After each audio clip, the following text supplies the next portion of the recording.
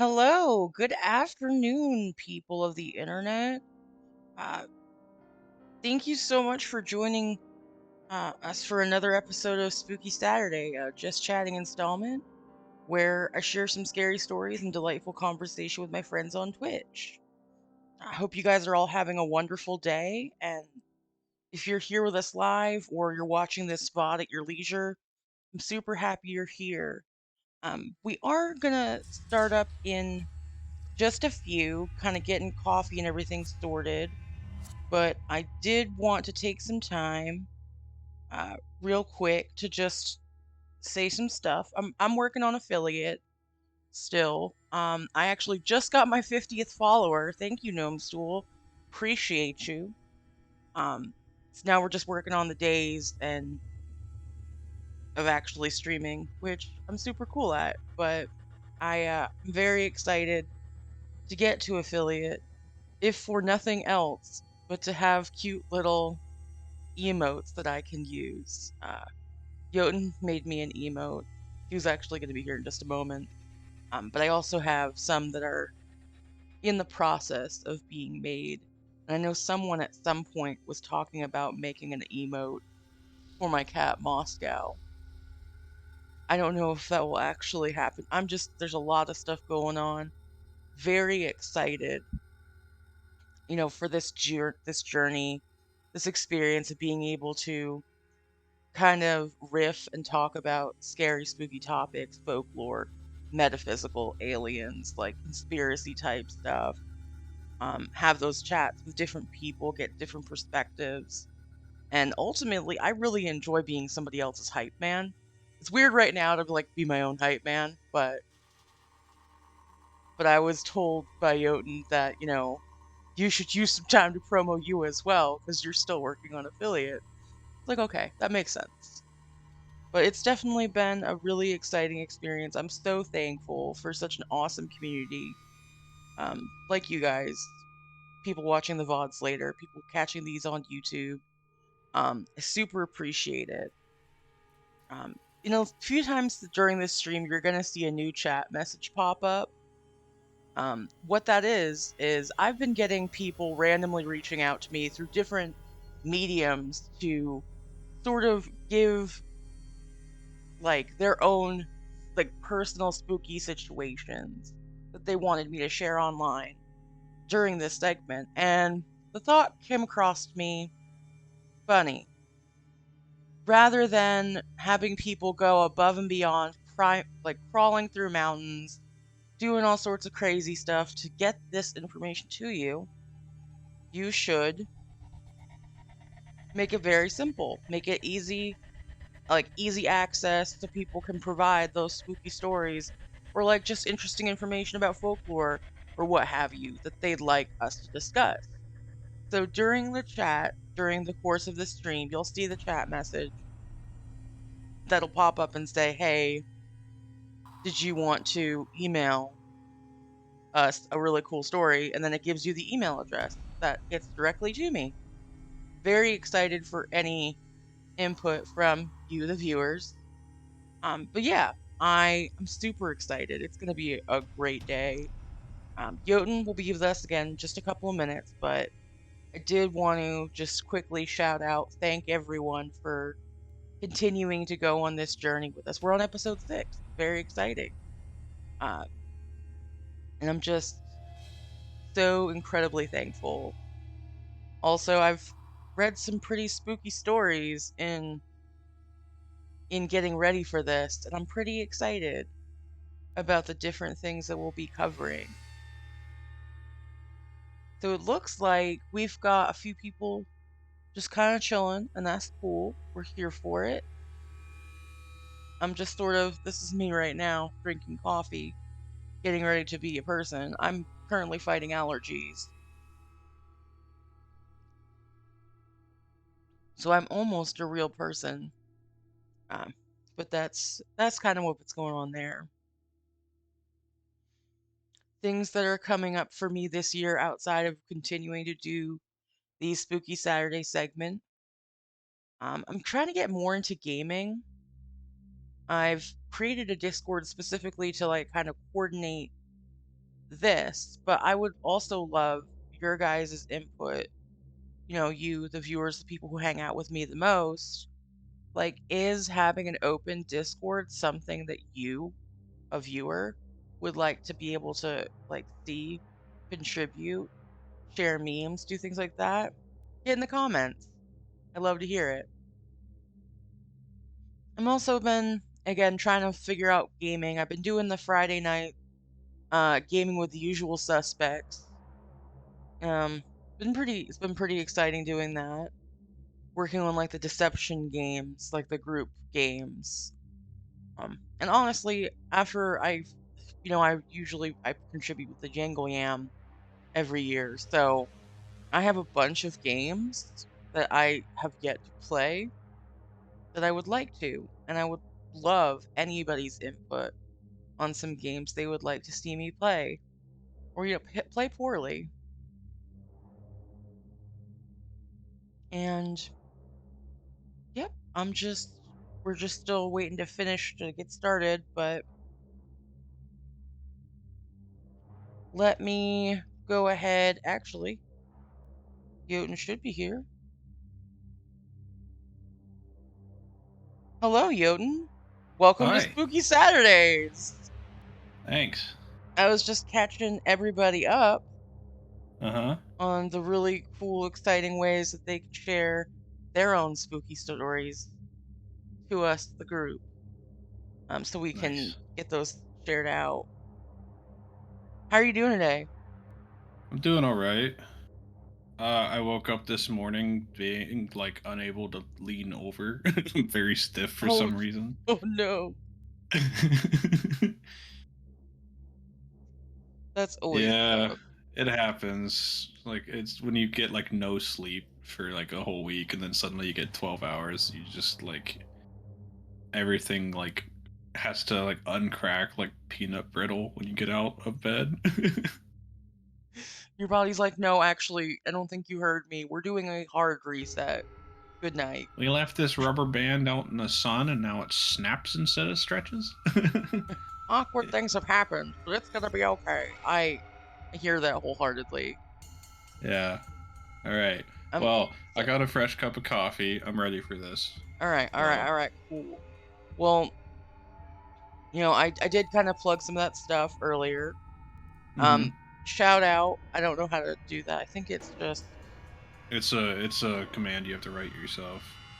yes to that. So it's just shout out, like, I mean, so what I mean is like unless you've gone into a bot and actually written it, it's not going to do anything. and then it meow meow meow. Only I don't know how to spell because I'm cool. Let me let me see what's up. Did I do Let me it? get your chat. I Yeah, it did it! worked. Hey, Look at nice. me, super professional Twitch. Ayo. Um, So for yeah, I'm liking it. look, Your stuff's more together than mine is. I'm gonna be. Not only is that shout out for you guys to go follow him on Twitch, check him out, check out his content, but also as a super thank you because this whole beautiful set that we're working with, you kindly were like, hey, here's something really cool that I think you should have. And I super appreciate it because it's beautiful and it makes me very excited. Like, look, there's little aliens and stuff. Just beautiful. Choice. Excellent art stuff. I love it. I can't draw to save my life. Like, if someone's like, hey, you gotta What would draw you right do if I now. said I can't draw either? Lies. Absolute lies. Well, you've been on with me a couple of times, so you know how this sort of works, but just for anyone who's watching for hmm the very first time, we're just gonna have, a spooky conversation. We're gonna share stories. And just like in a real conversation, if Oh, I'm something poorly prepared. I'm also poorly as we're gonna do it live. But if there's anything that while we're listening to each other's stories, or even just reading the story, if there's something that pops up, we're just gonna interject and say fun stuff. And at the end of it all, we're gonna discuss it, and then We're just gonna keep going back and forth. Sound good to you? I feel like it's gonna be great. We're gonna have a great time. Yeah. Cool. So I have some stories that some people have proofed for me. There is for sure a risk that this is not I'm about to read something. It's not going to be a story. It's going to be a script to like some Tim Burton craziness, but it's going to be like super surreal. I don't even know. I'm Hmm. fully prepared. Let's dive in. Okay, so this one is, I think, right up your alley. Okay. Well, Is actually, it gnomes? it's not. But Oh, I have two quick ones. I just want to. soiled it. So I have one that's I just saw that I have it. It's really cheeky and I love it. So this was a post that a ghost customer was trying to buy energy drinks. Since we're now getting into coffee, I feel like this is appropriate. This isn't a Hmm. super interesting ghost story or anything, just a very strange experience I've been having at my job recently. I work at a gas station and convenience store. It's an old building and it's been there for decades. I've been working there for about a year and a half. Our staff is small, only about 4 of us, so we all work alone pretty often. Behind the counter leads right to the back office through a door which is usually open. The office desk is right next to the door. You can't really see the cash register while you're sitting at the desk, it's just out of view. So our store is pretty busy sometimes, but it can be completely dead at others. That tracks. I've worked gas stations before, like second and third shift. Like there's like a lull where you're like, I can get all the things done because no one's gonna be in here. Yeah. um, Usually during these dead periods, I will sit at the back desk and just relax. What kind of gas station were you not having to work the whole time? It's crazy.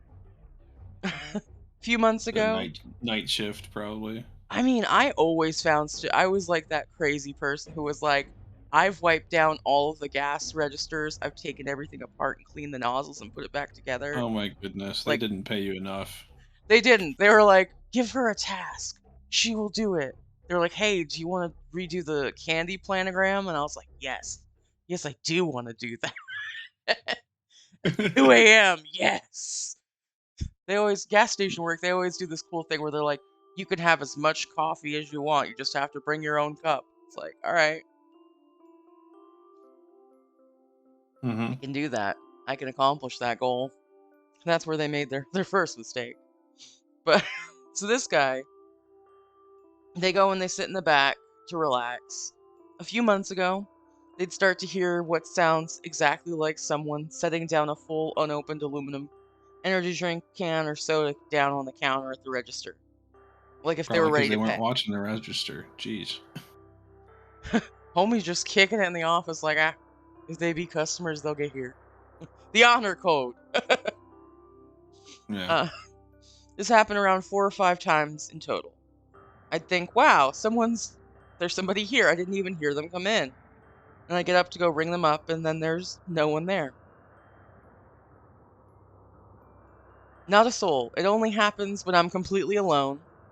Not even like a car sound outside in the lot pumping gas, just completely alone. We have a huge obnoxious bell that goes off when the door opens, so it's impossible that somebody is coming in and leaving because I would hear it. One of those ones that goes bing bong. Bing, bing. Oh, well, I mean that's better than like I had one. There was one gas station I worked at that had like a physical bell at the top of the door. So when you'd open the door, it would hit the bell, and the bell would go ding ding ding. I Um, actually like that noise. the problem is though because the whole fixture was so old, there was like a hole in the door where the bell used to hit it all the time, but it had just worn to nothing, so the bell never worked. Oh my goodness, It that's was insane. ridiculous. Like, wow, either you guys are super busy or this has been here forever. Nobody thought to change it. The store from the beginning of time. Yes. Uh, All right, let's hear about this mysterious customer. yeah. Yeah. So two of my coworkers have also heard it. My manager said that she just heard it this morning. Went to go ring, and there was nobody there. The thing that gets me is it's such an unmistakable sound. A full pressurized aluminum can being set down on a hard surface. I'd been a cashier for years, and the sound is so familiar to me. I'm sure that there's a logical explanation for it, but I can't come up with one. I'm baffled, and it's the only ghost experience I've ever had. So this was shared to the Reddit Ghost Stories by user Dubspace 8 days ago. So now I'm thinking, is this a ghost? Did he or she or they experience a ghost like I in like it. in rear, or is it that they were I like. just chilling for so long? I Maybe they like have hallucinations. third shift gets wild. Like, Well, I was gonna say, I don't know if it's necessarily mass hysteria, but it's a documented thing where multiple people notice the same thing that never existed. mm, really? Yeah. And there's also the thing where if you tell someone something's happening that's suspicious, like edge of consciously noticing it, they might start experiencing it too. So I'm curious. I wouldn't be surprised either if it's like just a little like thing in the ceiling popping or something. Or like some customer was like, "Yeah, did you know this Or place is maybe haunted?" Like offhand, and then leaves and never elaborates. or maybe it quite literally is like an aluminum can shifting on one of the shelves. Oh, Like the temperature changes like half a degree and it contracts the can just enough that it like slips off a little lip it's sitting on or something. that is true. I think that that's a reasonable assessment, but my mind immediately goes to it's a gas station. It's been there forever. It could be haunted. Yeah. Could be. Just like, Joe. And so I think that this must be a store that dram shop is totally a thing. Because if I'm working late at night and I hear, because those cans, like, the sounds the same as like beer cans, like any pressurized can.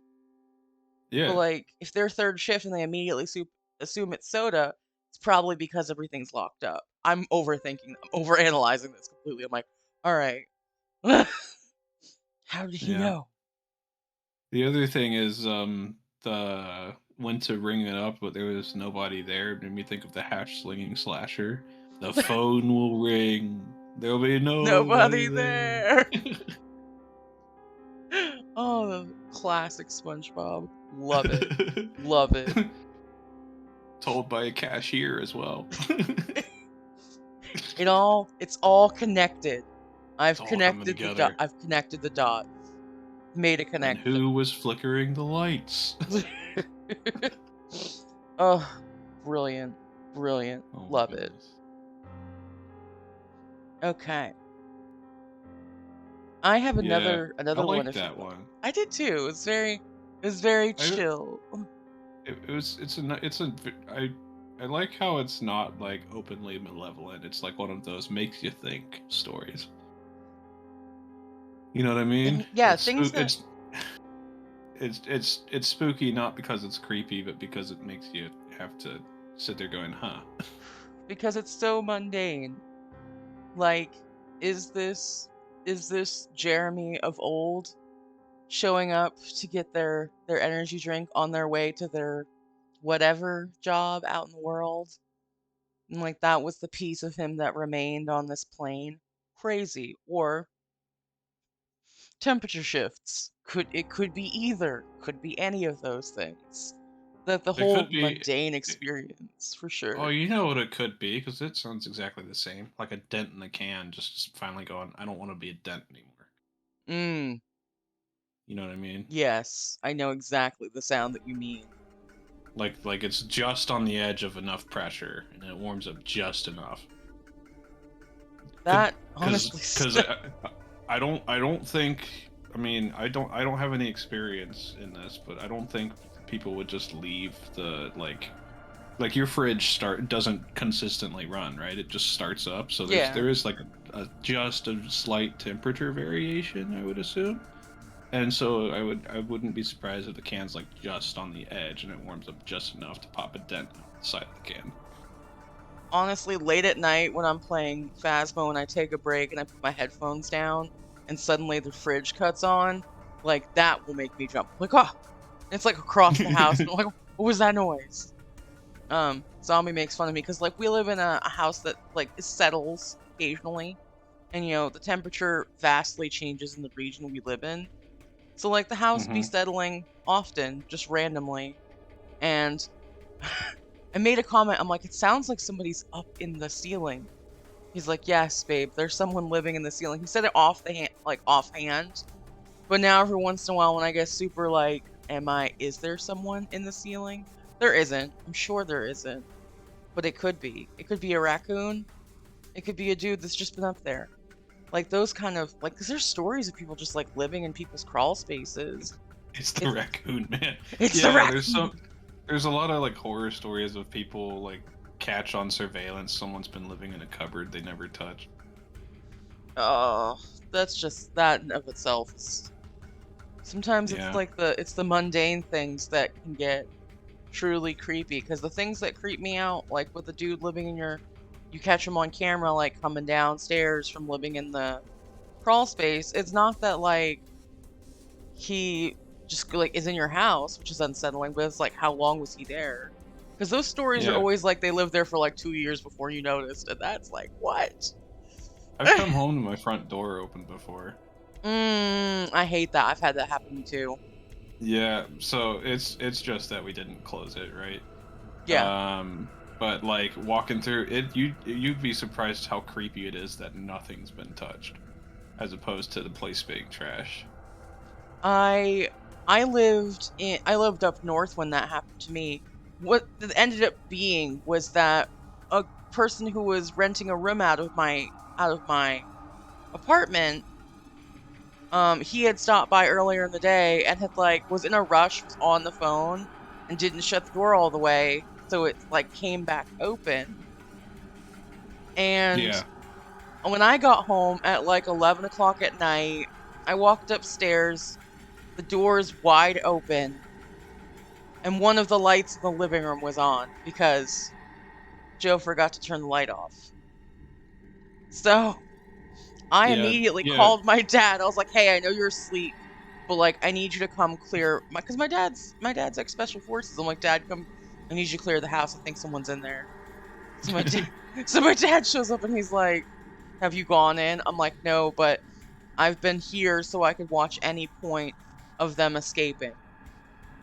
And he walked through the house. He's like, "There's no one here." He's like, "You probably forgot to shut the door." I'm like, "No, I didn't." And then I got like a scolding because I didn't shut the door. So for the rest of the night, I was still, even though I was told the house was clear, I was so on edge that I like ended up falling asleep in a corner of my back room, just like holding a kitchen knife, facing the doorway. Like I was gonna, whoever was in there, if they were still there, I was gonna get them.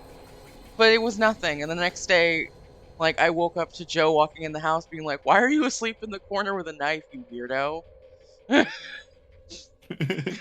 Like, because I'm crazy. That's why.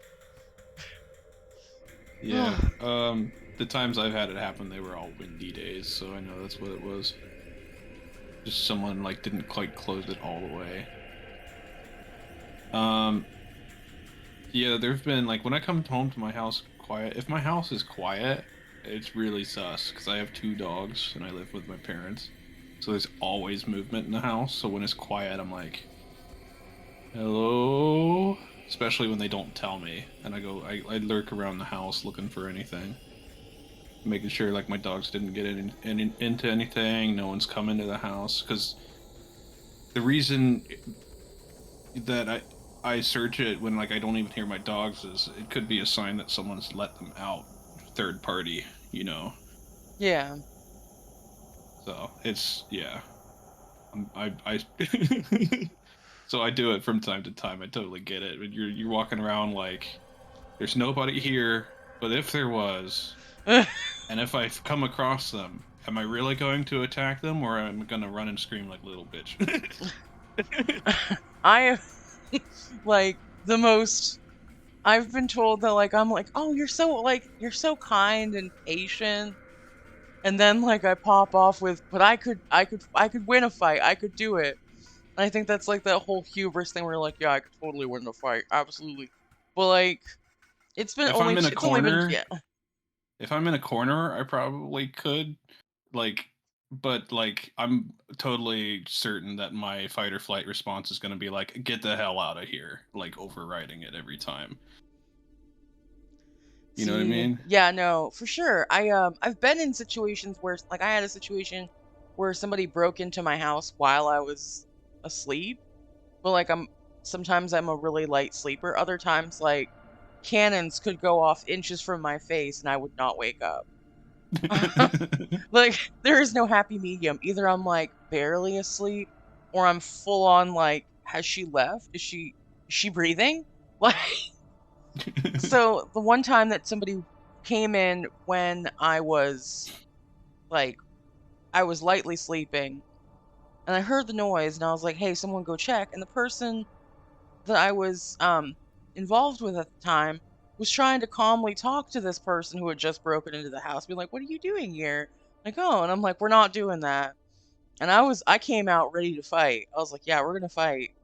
And at the time, I was in the buff, so that was probably very startling to them. And I was like, "You better get out of here while you can." And I was like, doing the thing where you make yourself larger than you are, and you're like, "I'm gonna get you." And they did. They skedaddled. And that was how that went. But would that always be my response? We don't know. No one should try me though, because I Yeah. could. You never know. I mean, I kind of do this thing where like I know points in my house I can lurk until I know who's in my house, and then I come out and say hi. Just like, Cause, yeah, I'm a cause, so I have a hardwood floor downstairs and a carpet upstairs. So like you hear like boots walking around. And you're like, no one's supposed to be home. And I kind of just I'm in my stairwell listening, and then I'm like, oh, it's my dad and stuff see. like that. I come from a very large family. Like I have a lot of siblings. So like it's super weird. Like now I just live in a like I've lived alone before and I've lived with my husband. And I've had Hmm. roommates in the past, but like when you first wake up out of sleep, like your brain's not fully there. So like if I hear weird noises in my house, my first thought upon waking is, "Oh, it's one of my siblings just being annoying." But then I'm like, "Wait a minute, they don't live here." They're not if here. I'm if I hear weird noises in my house, I'm like, I'm using this dark to my advantage. Stealth. Not to get close, but to be able to stay away. Investigate. Yeah. All right. You want to get another story we want to take a look at? Yes. So I have this one's super cool. If you hear a random noise, it's me drinking water, by the way. That's right, everyone. Make sure you stay hydrated. So this one's actually like one of those encounter events. I figured you would like this. Oh. So it's the Kelso school sighting. Is this the one you were telling me I would really enjoy? Yes. Okay. Let's hear it. Okay. This is one of the earliest schoolyard reports that involves a humanoid. On July 24th, 1909, several children were outside of their school in Kelso, New Zealand, when a strange boat-shaped machine appeared in the sky. No. It's real. This is happening. I want to believe. We're gonna believe. Everyone, let's just suspend our disbelief and just get in here. No, that's a common poster. Is why. Most amazing, the students could see the figure of a person seated inside of it. The craft was first seen approaching from the Blue Mountains. It then traveled over the school and began to circle high above it. A student, Thomas Jenkins, said that the object appeared around noon, dipped below the level of the mountains, and would occasionally stop and hover. Another student, Thomas MacDonald, thought about that it was a bird at first, but as it turned, he distinctly saw a whirling propeller at the rear end. Alice Falconer said that the object moved extremely quickly. She only observed it for a few moments before it was out of sight. She immediately informed her fellow students and teachers. Alice's brother, Cyril, also saw the object. He described how it turned sharply, at which point he was able to see what appeared to be a propeller. The students weren't alone in witnessing the object. Also at the school was Mr. James Russell. I'm sorry, Mrs. James Russell.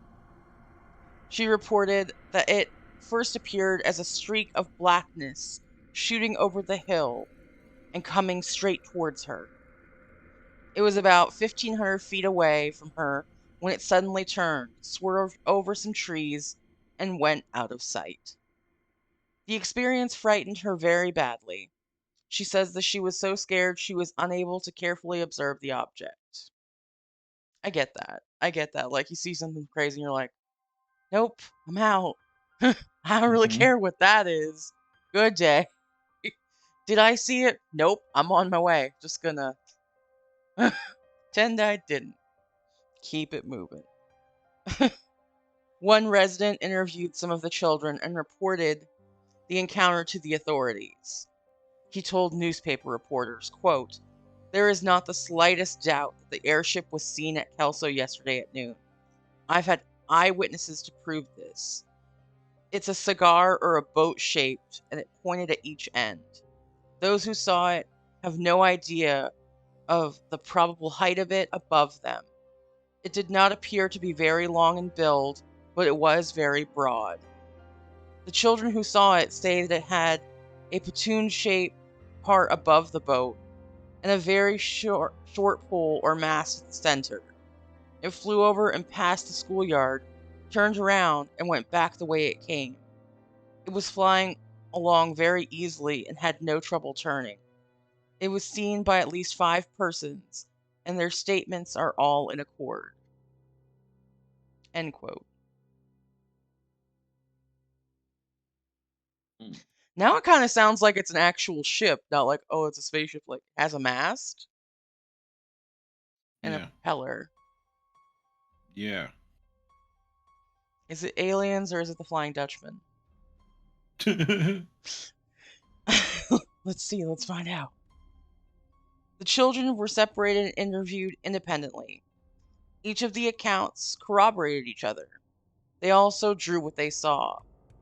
Quote, "The drawings were done separately and with no reference whatever from one another. The result was 6 drawings. The degree of resemblance and anonymity was nothing short of dumbfounding to all skeptics." End quote. The Kelso sightings report that were published in July 26 of 1909 in the issue of the Daily Times. In his article, "The 1909 Kelso Airships," researcher Bruce Dickinson writes that starting in July of 1909, a wave of UFO sightings swept over New Zealand, and that the Kelso school sighting marked the beginning of that wave. Following the July 24th sighting, numerous people throughout Kelso also reported the same object. None of the witnesses reported any noise coming from the object. This is one of the last widely viewed sightings of the now famous airship wave, which occurred primarily during the 1890s and the 1900s. Most of these involved sightings of Zeppelin like objects. Many of the humanoid cases have high levels of strangeness to them that are difficult to decipher and explain. So this was sourced by UFO ufocusnz.org.nz. This was posted to the subreddit Aliens by user Space Cowboy 78 about 7 days ago. So there's a lot there to unpack and unravel. I didn't think of Zeppelin. I thought of ship, but now looking back at I the was the context I that was was there, sitting here wondering if it was like a zeppelin or like a weirdly shaped weather balloon with like power on it. but somebody saw a person in there. So Hmm. Zeppelin would be. I wouldn't be surprised if it was like high winds tossing around a really light small craft.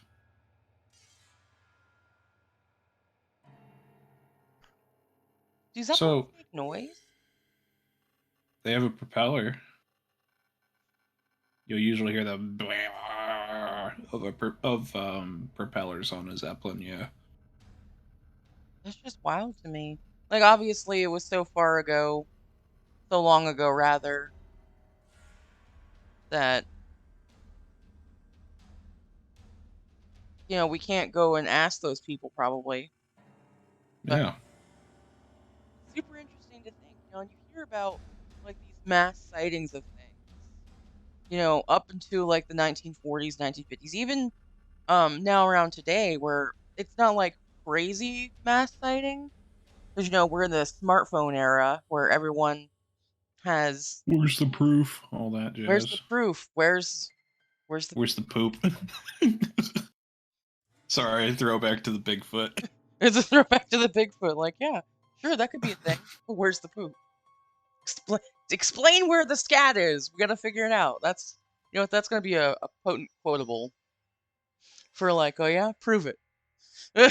Where's the poop? But yeah, it's super interesting to me because again, you have to think about like, is everyone kind of having like the same like mass hysteria illusion sort of situation, See, or if it wasn't happening in 1909, I would have suggested a remote helium little balloon. Like those like little like shark blimps you can buy, about like 6 feet. They have a propeller on them. They're remote controlled. oh yeah, Um, but thinking of like a balloon like with a propeller. I immediately am drawn back to The Great Mouse Detective, which is a Disney film from like the yeah. 80s, which I love. I absolutely adore it. Um, where So Radigan's on the little like bike propelled like. so this draws me to one of those things where people are like, it can't be a weather balloon, it was moving too fast. I was watching a VFX team break down what was supposedly super compelling evidence of aliens, and they called up a weather balloon specialist after spending all day trying to figure out what it was, and went, oh, you know what, it might be an air a weather balloon. So they called the weather balloon specialist, and they said, oh yeah, we have stuff that we can make the weather balloon go up and down. The only Oh, control on the weather balloon is up and down, because they use like cross currents, like different oh. altitudes. The winds go in different directions. So they take advantage of the weather to drive the weather balloon in a Yeah. way. Oh, So that's how they figured out. They had like someone had given them literally the raw footage that was processed and not even condensed into like an MP3 or anything, and they were looking at it and they were like, "This is you can tell it was unedited footage," and but they were like tracing it around over a time lapse, and it looked like such an absurd path, and they turns out it was a weather balloon. This was in interesting. I believe Arizona, maybe Wyoming. Interesting. It just like it makes you think. It really does because it's the same thing with like the Yeah, ghost stories. Like, is it a real phenomenon, or do you maybe yeah, need to because address the wiring in your house? because too as well, people forget that like even though like our like it would be like hurricane speeds if it's like 70 miles per hour here on the ground, up in the air it's very common. So like the freaky fast movement would be Totally tracks. actually characteristic for of a weather balloon. And the turbulence would explain all the quick turnarounds and all that jazz. Were weather balloons super common though in that time? Let me look up We're fact checking right now, trying to figure one of out. the earliest documented weather uses of weather balloons was in 1896. Okay, so that tracks. It could have been. It could have been. That's just what the weather balloon industry wants you to believe. That's right, Well, potato. I mean, scientists are basically always taking a census of like the weather everywhere, as well as like just to monitor like conditions and stuff. So where was this? New Zealand. Um,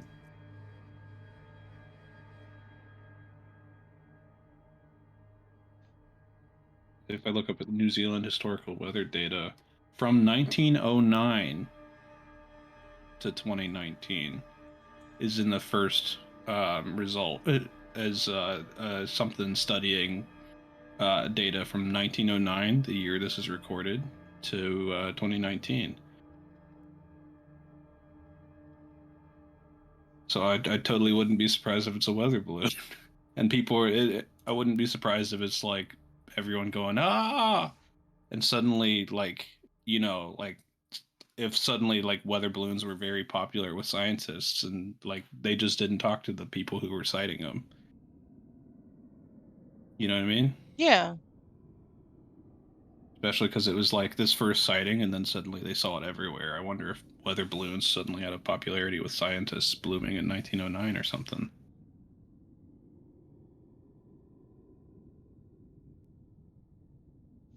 I'm trying to do a thing because I Not thought to I had set this up not to earlier. totally derail, but I like to play skeptic a lot. No, I'm into Uh, it. Thrall Owen says Venus. I thought I had set this up, but apparently I turned it off because I've been All messing around with Stream Elements and OBS to like get the little commands and stuff. Thank you for the right, see alert, you, zombie. zombie. Okay, so that's what I got for that. Very interesting. Very interesting. Yeah, I wanted to bring it up because like the term "it could be a weather balloon" is used so commonly it almost does itself a disservice. So I wanted to elaborate on why Yeah, that's used so liberally. yeah.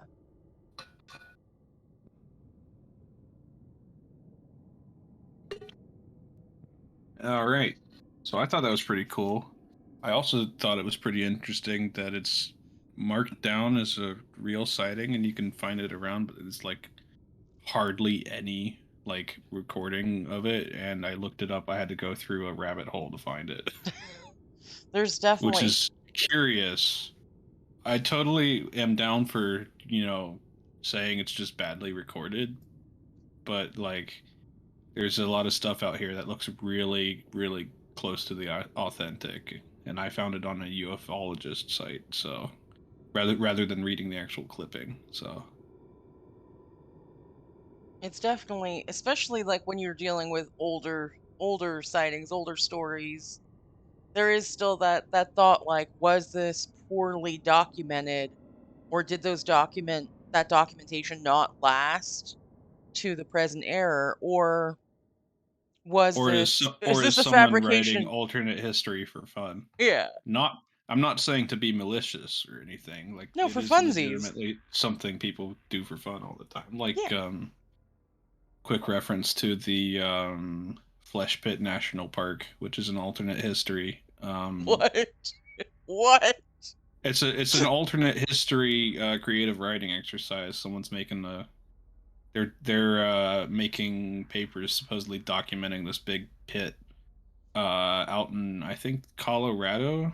That it's basically like the Sarlacc pit without the beak portion, but it's huge. It's Oh, like it's like bigger than Mammoth Cave.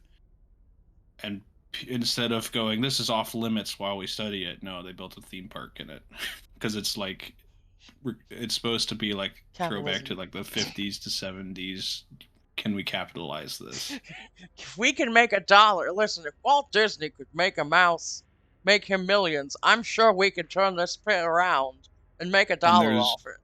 and one of the things too, while we're on the topic, just because I think this is a very cool alternate universe. One of the things that makes it creepy is there's a suspicious earthquake through the caves, and the observation port crashes into further deeper into the cave. Oh no. Even though you told me this was a writing exercise, I'm still like, that's not good. Yeah, so I'll do more research on it for the next time I'm on. Like I'll actually read like all the lore and stuff. Yeah, But because I'm not I'd love qualified to to. talk about it at this moment. I just wanted people to be aware of another cool spooky story that's gaining traction. I love it. I'm here for it. Oh man. So, do you have any sort of stuff you want to talk about, or do you want me to throw hop on another one of these cool things I found? I'm enjoying reacting to it. I'm kind of playing the role of the skeptic you can call. I'm gonna phone a friend. Yo. Yeah. Okay. So, since we're just gonna click this other one that I found, If that's cool, by the way. I'm fine with that. All right, sweet. This one's a short but sweet one. Uh huh.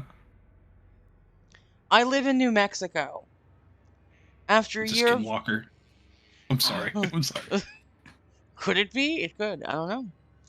I live in New Mexico. After a year of living here, I was outside casually talking to a neighbor about a recent election, and what looked to be a star shifted directly above him.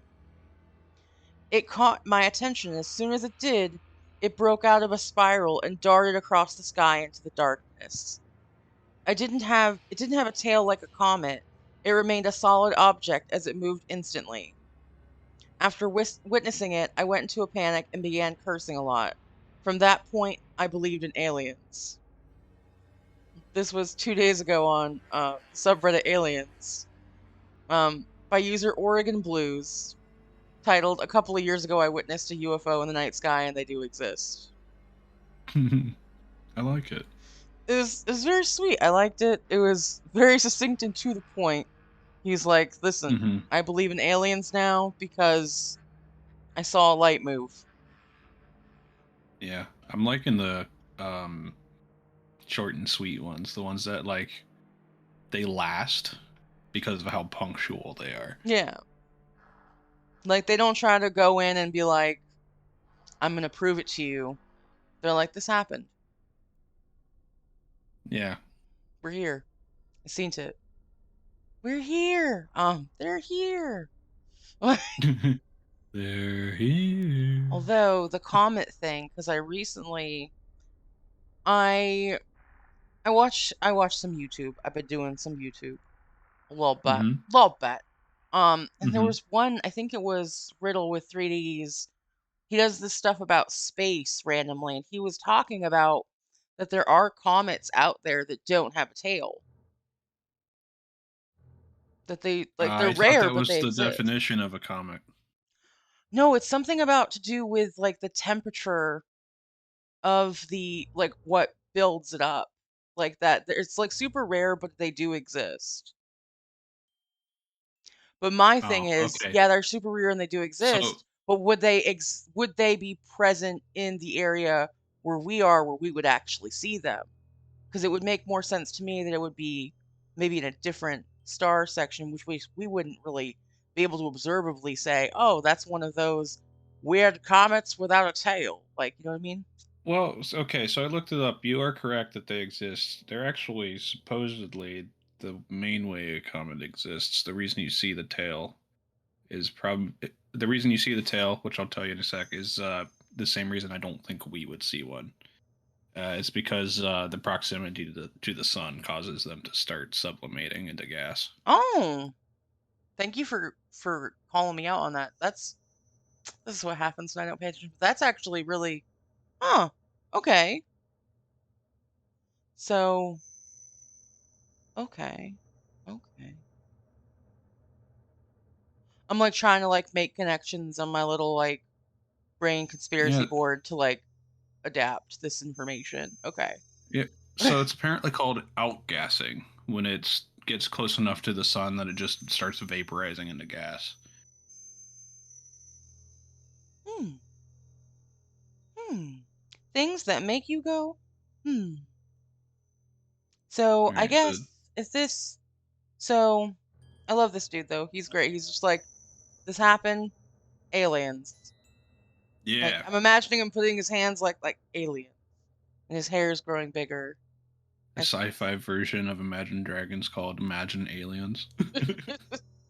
hear me out, alien. And I've got another one actually that's kind of it's got a little bit. Oh no, did I do a bad? I may have done a bad.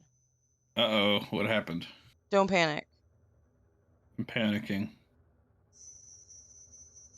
Have you ever noticed how saying "don't panic" only makes people panic more?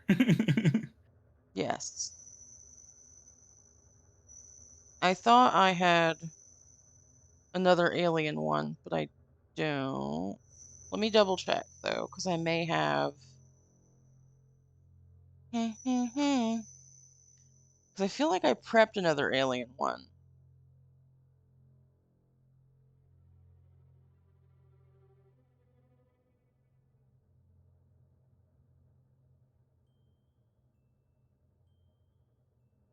Stand by, chat. We're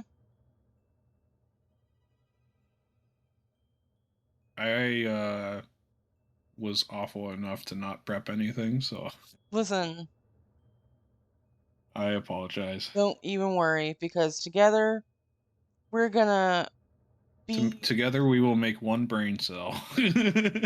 Listen, brain cell is separated most of the time, but for now, I keep seeing a bunch of stuff about like Anunnaki, which I don't know what that is. I feel like I Anunnaki, should. how do you spell it?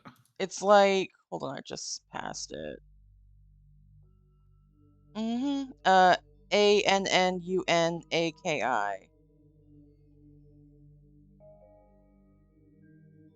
Oh, it looks like they're like lizards. A group of deities of the ancient Sumerians, Akkadians, Assyrians, Armenians, and Babylonians. Okay. I'm wondering if it's related in sudden popularity with House of Ashes, the video game, Oh, because that has to do with ancient Acadia, I believe.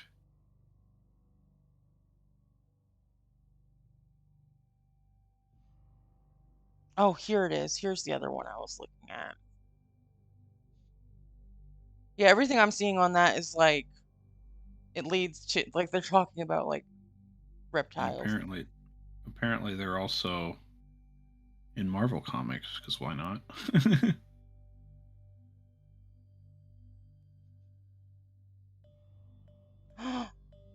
Oh my goodness, one of my friends just had her baby. Just barely. Congrats. On air I'm saying it, congrats. I'm not gonna dox you. But here's another one. Okay. This is a weird experience from 2 years ago, and they're asking if anyone can relate. All right. Let's Hi hear it. folks. I feel very unsure of how people will react. I literally just joined this sub, and I don't know if it's super active, but I wanted to talk about a terrifying, unusual experience I had. I just don't know how it could have happened. About a month before COVID-19, so maybe February 2020, I woke up in the middle of the night while asleep on my bed. I don't know why I woke up all of a sudden. I usually sleep for a full 8 hours, but I was sleeping on my right side and I felt a weight on the bottom right corner of my bed. I didn't turn over though. I felt a bit scared and I can't explain why. I was just too scared to turn over. About 5 seconds after I woke up, the weight of the bottom right corner of my bed started to lay down next to me. as if it was a very flexible something like a snake, like a cobra, descending back down to the ground. I remember closing my eyes and I slowed my breath to quiet as much as I could go because I felt like whatever this was may think I'm still asleep.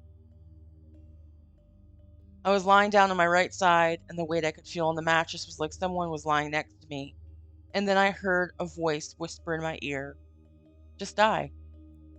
It whispered it so Wow. quietly. Yeah. It whispered it so quietly, and the weight next to me behind me started elevating itself off of my bed, and I couldn't feel Just it die. anymore. Actually, they said, "Just do it." I'm sure. Like we're trying to. I can't. I was. I had a half-formed thought that I was going to make it funny, and I couldn't feel it anymore after about 5 seconds. I remember being scared, so still, so I kept my eyes closed and my body still for another 10 to 15 seconds, maybe for shorter or longer amount of time. And then I violently pushed myself off my bed as I thought something might still be there, and I felt like I had to be ready to fight some robber, but nobody was there. I went to my washroom and stayed in there for over half an hour because I didn't feel safe to go back to my bed. I remember I was hoping whatever I felt heard was gone. I was able to fall asleep again about an hour later. I don't know what else to type really. I don't have anything physical or visual, so I don't know how to prove evidence or proof of this. I can definitely answer anyone's questions. I don't know if there's anything like this has ever happened to anyone else. It looked I Sleep looked at sleep paralysis demon. paralysis and I'm very doubtful this was sleep paralysis because I've never felt like trying to get up or nor did I have any weight on me. And Hmm. apparently people don't hear voices with sleep paralysis. Hmm. This was posted yesterday on the Alien Oh, subreddit fantastic. by Barracuda Fantastic. Deer 6904. Barracuda deer, huh?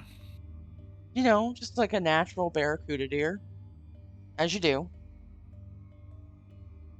That is interesting. Yeah, because I immediately was like sleep paralysis. Boom, solved it. But I don't know enough about sleep paralysis to definitively be Yeah, saying. I don't think I've ever had it, so I'm not really qualified to speak on it. Um, I wouldn't be surprised if they mistook common symptoms for being the only way to define it, though. You know what I mean? Yeah, Because like the paintings I see of sleep paralysis from back in the day, it's always on the foot of the bed. It's like rarely on the person. like that creepy thought of like you're lightly sleeping and suddenly you feel like someone's watching you, someone's there. And it's Yeah, so interesting. before it laid down and talked to him, I was like, ah, some of the slats slipped off the bed. Like Shoddy the supporting workmanship mattress is slats. what happened here. Well, because I've had that happen to me before. It's not so much shoddy workmanship as in when you roll over, they move enough that every once in a while they'll slip off if you don't Velcro the very end one down. That Um, tracks. That tracks. because they're springs essentially. So you spring them around enough, they expand and compress and all that jazz. They can literally jump themselves off. I recently got a new bed to like get rid of a box spring and like just go to like a slat option and we elected to go with like this metal bar thing. 10 out of 10 would recommend. I'm not plugging Yeah, their link here, but um it definitely took away a lot of the creepy like is that cuz like with box springs like that whole like creak in the bed and like the whole thing again expanding contraction. Like it is hmm there's it's like it's a thing from it naturally settling and temperature changes. Like since switching I haven't heard like the is something under my bed feeling, you know? hmm Yeah, I haven't had a box spring in a long time. I think quite literally like so I'm like early 20s. I think like 15 years of my life, most of my life I've not had a box spring. I don't like them. It feels like I'm laying on the ground with a rubber mat. Is why I don't like them. Well, ours was set into like a sleigh bed. Like we still have everything in a sleigh bed now, but Yeah, instead of having the box spring under it, it's like the metal bars like fit into the frame, so it's off the ground, so that I can store stuff under the bed because yeah, storage that's is exactly key. the way mine is. It's just super. I hope that they're okay and that they're not too scared. Yeah, 'Cause I can imagine that would be I'm scary. hoping it was a nightmare. Honestly, I wouldn't be surprised if it's a nightmare instead of sleep paralysis because I have had some alternate reality nightmares before. Oh, Because like the ones. I get like that half sleep really easily, where I'm awake but not at the same time. So I wouldn't, and then some weird shit happens, and then I wake up and I'm at the point I was 20 minutes ago in the timeline. I had somebody, I can't remember who, this was like years ago, because we were talking about dream interpretation. Like Hmm. Carl Jung versus Freudian thoughts on like what your dreams actually mean, the whole symbology behind it, like how your brain is processing it. And it's super interesting when you think just in general, like if you think of your brain as like a goopy computer and the electrical impulses between different parts of your brain as it's trying to convert short-term experiences into long-term memories, like how it compresses everything, like zipping it essentially. And Yeah. how because your brain is also processing stimuli in the real world, that when it's trying to move that over, that's what causes dreams. So it's like your brain is making these connections to like shorthand everything. And in getting that process, that's what's making your dream some type of way. So here's what I've experienced. Why I think this is still a dream is like oh I was what I used to have consistently. I'd be like in bed watching like YouTube, and I would like I'd be like really tired, and I'd have this moment where like a forced blink happens, like my eyes blink, Hmm. and I'm like, oh, that's the moment telling me I need to go to bed. So I'd roll over and turn my phone off, put it on the nightstand, and then I would wake up with it on the other side of my bed, still playing that YouTube video. Is your house haunted, Jotunn? No, no, I'm saying like yeah, your brain is really good at recreating current circumstances. So what really happened was that blink mentioned, telling me I need to go to sleep, was me actually falling asleep and dreaming that I did that. Oh. See, I don't get like the blink stuff at the beginning of sleep. I do like the false wake up. This happened to me the other day. My brother texted me and we were talking about Thrall Owen's survival thing. His survival RPG. I remember Yeah. distinctly we were talking about it like via text. I had said good morning. It was a whole thing like we had had a game plan. And then I woke up and I was getting ready for work. But like I had already woken up. So Hmm. around like 12:30, 1 o'clock, I looked over at my phone when I was getting coffee and realized I didn't send a good morning text to her. But I had seen where she had sent me one, like I had viewed it. So in my Hmm. sleep, I woke up briefly to see that and concocted this whole like thing where we had talked, but we never talked. So like Yeah. Dream Me was like we had a full on conversation. And Yeah. I don't later know on I'm about like, you, but yeah. I don't know about you, but my brain is very good at manifesting memories that never happened. Like down to the last detail, color people's shirt and stuff. Oh, my brain doesn't do that, but that is a thing though that people like just the power of like suggesting something happened could have other people convinced that it did. It's very wild to have something happen and have no memory of it, and simultaneously have nothing happen and have a bunch of memories about it. Brains are weird. Yeah. Oh, but on that conversation about dreams and everything, the person I talked to, they went a little tinfoily and they were like, okay, but hear me out. What if Aliens. what aliens? No. Hear me out, aliens. No. What if when you're dreaming, your consciousness is going to another person, another reality, or someone in this reality, and you're experiencing what they're going through from their perspective, which kind of like draws on that whole concept of dream walking. But like, it's just super interesting to think about. If you're like me, you like to just kind of like think about different things and just mull it over and go, that's super interesting. Do I need to prove it, or is that just like like a cool little thought, like rabbit hole to go down?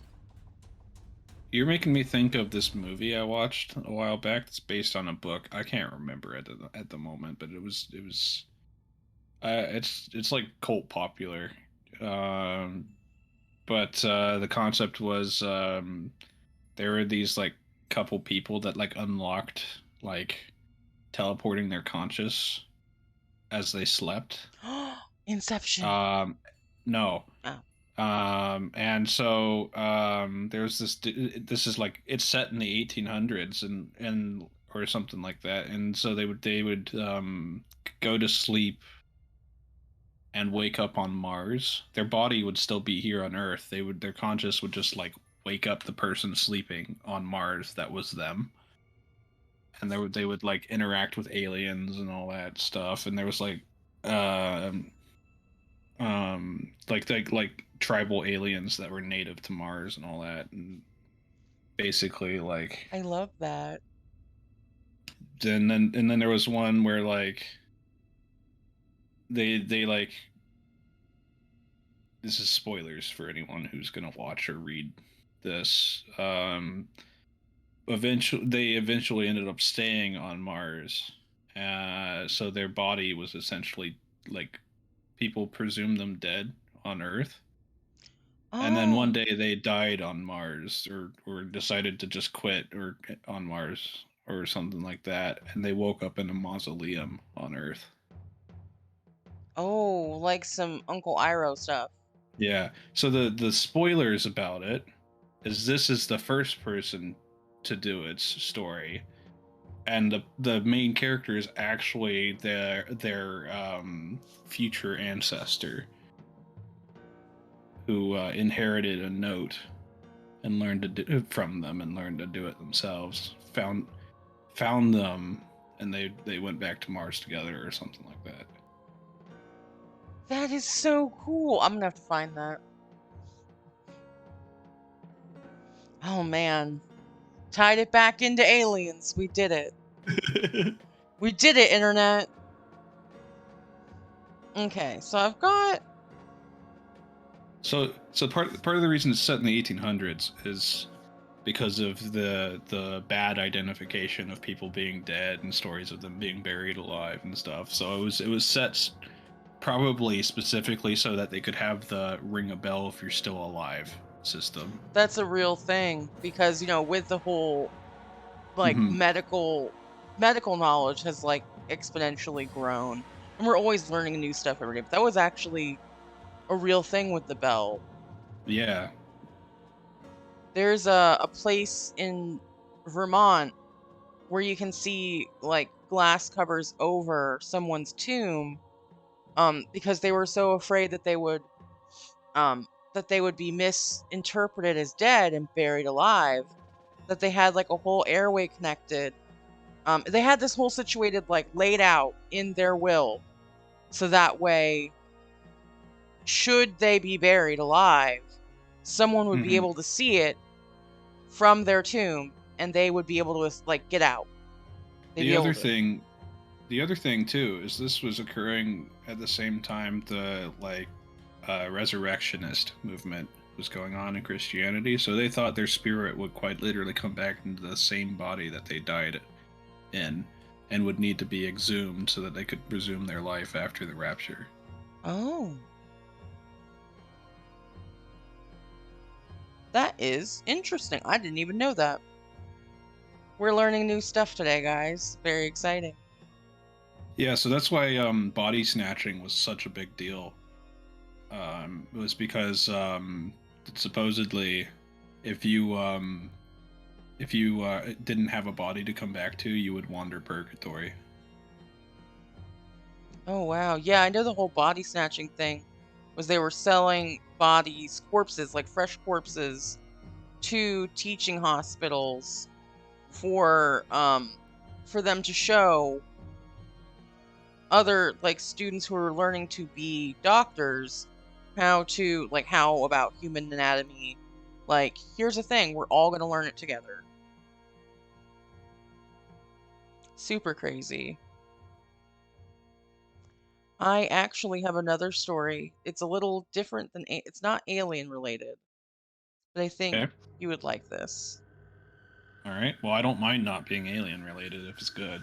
Oh no, we're taking a step away from the direction we've been in to a different direction. Okay. So this person says this is an experience that they believe this is concrete proof of the paranormal. All right.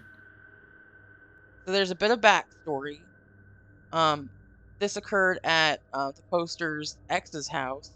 They lived in an old cottage. When moving in, her mom had a medium come over, and she was told that a woman's spirit lives in one half of the house where the kitchen and utility room is. As you do. As you do, naturally. Okay. Now, this was a couple of years ago. My ex was having a group of mates over for a party, and a friend and I decided we wanted to do a Ouija board. Oh no, Ouija You board. never, if you have any inkling of believing that stuff's real, never do that. Just don't do it. If you don't believe PSA. it's real, if you don't believe it's real, do it to your heart's content. But if you do believe it's real, don't do it. But like that's so here's the thing, even if you're a non-believer and you know someone had a medium over there, that means they're a believer. Don't do that shit in their house. Like that's rude. Like it's like I'm gonna pee behind your couch. Like I'm gonna summon someone in your they're house. they're just walking around. What's that smell? And eventually they discover, oh, you peed behind my couch. Rude. Disrespectful. Do neither of these things. Do not pee behind people's couches. Do not Ouija board. So we wanted to do a Ouija board and we searched how to make one. And we did it all properly. Oh, the internet. At around 3 in the morning, we lit a few candles and did it in the bedroom above the utility room. There was movement on the board when we did it, but it was nonsensical and I assumed one of us had been subconsciously moving it. So we said our goodbyes and packed up. But this is where it got weird. About 30 minutes later, we noticed the clock in the kitchen had stopped at about exactly the time that we were doing the Ouija board. Obviously, pretty freaked out, we asked my ex about it, and she said that that clock has never stopped before that and has restarted since and not stopped again with the same batteries in it.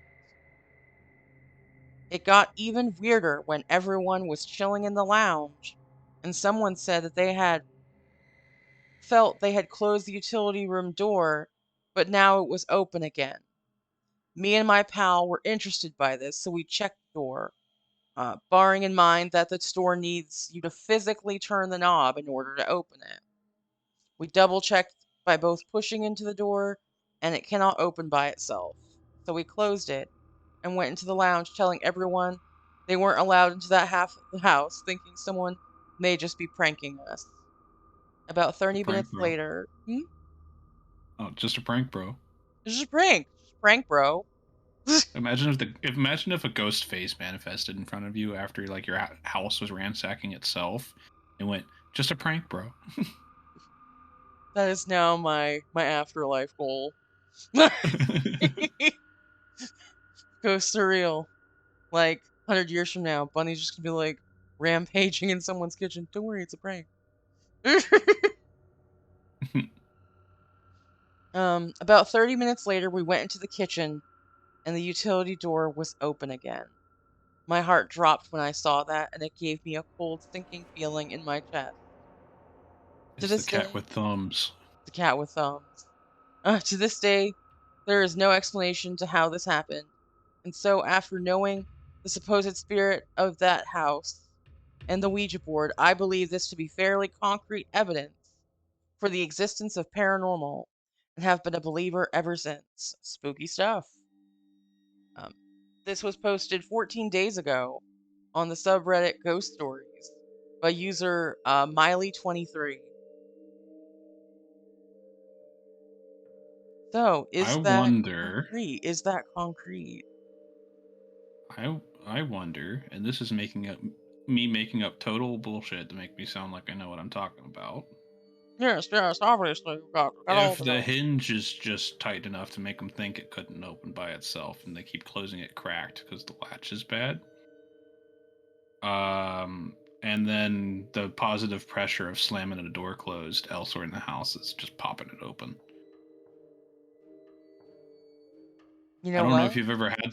I don't know if you've ever had it where you like open or close a door really fast, and the door behind you that you didn't touch rattles Yeah, because of the pressure or the air pressure that you are doing. Basically, like why you can like bop the end of a glass with your palm and it'll go boop.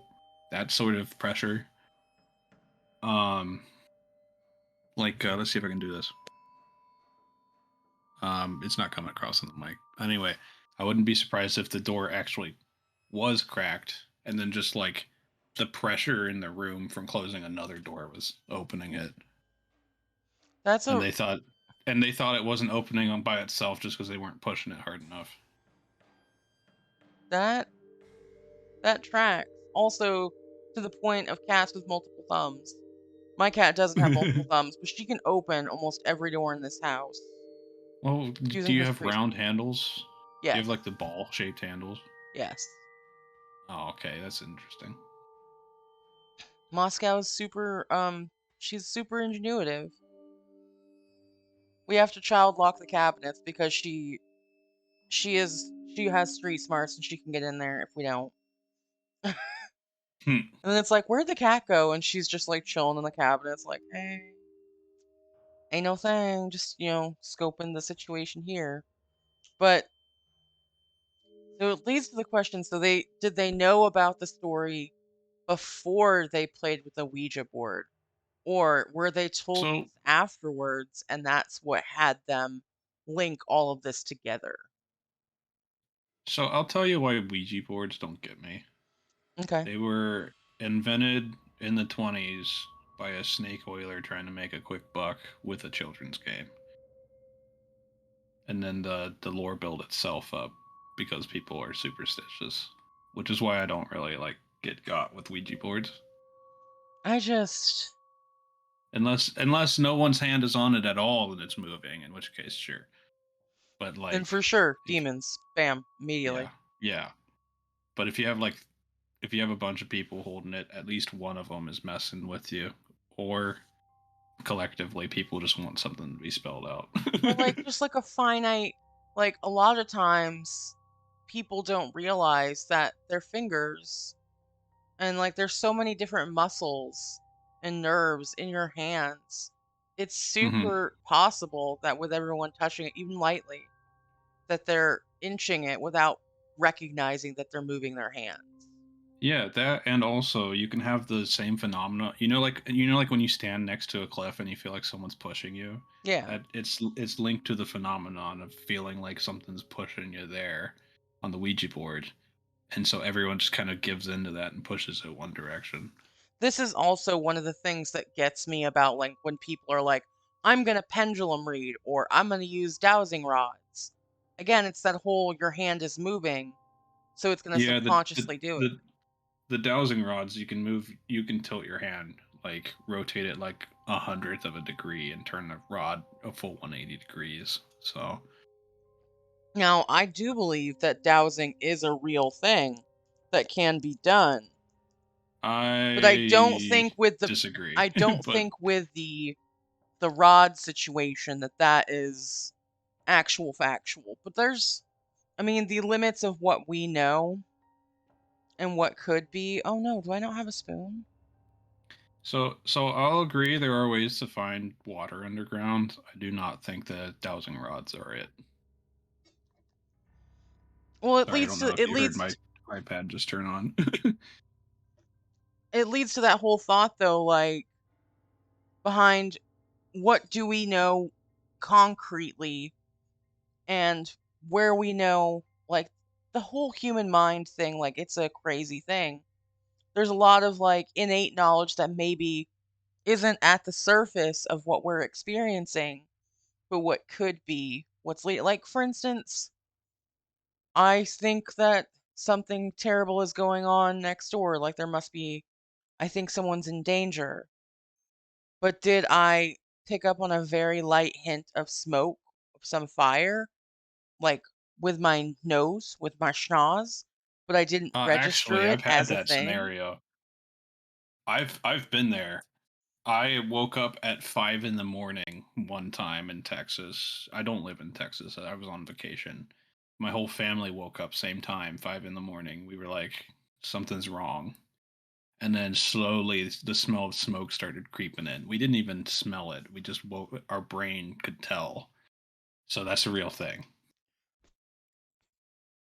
We were in a hotel and someone microwaved a towel, in case you were wondering. What the fuck?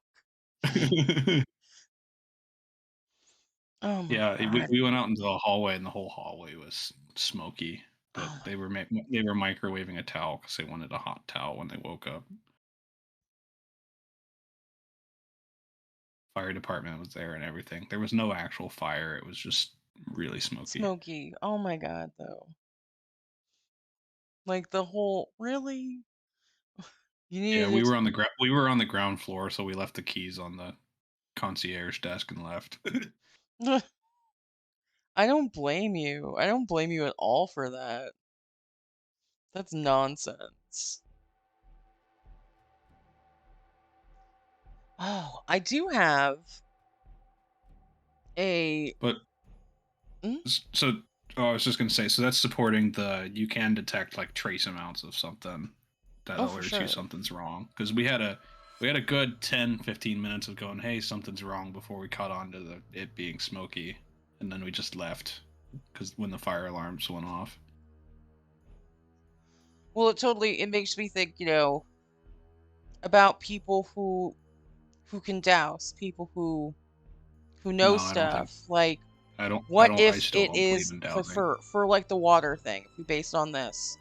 What if there's something unconsciously that they're picking up on that leads them to water exists over here, but because they aren't consciously picking up on the cues that led them to that conclusion, they're like, No, I douse. no, it's survivorship bias for dowsing. It's only report their successes, not the amount of times they failed.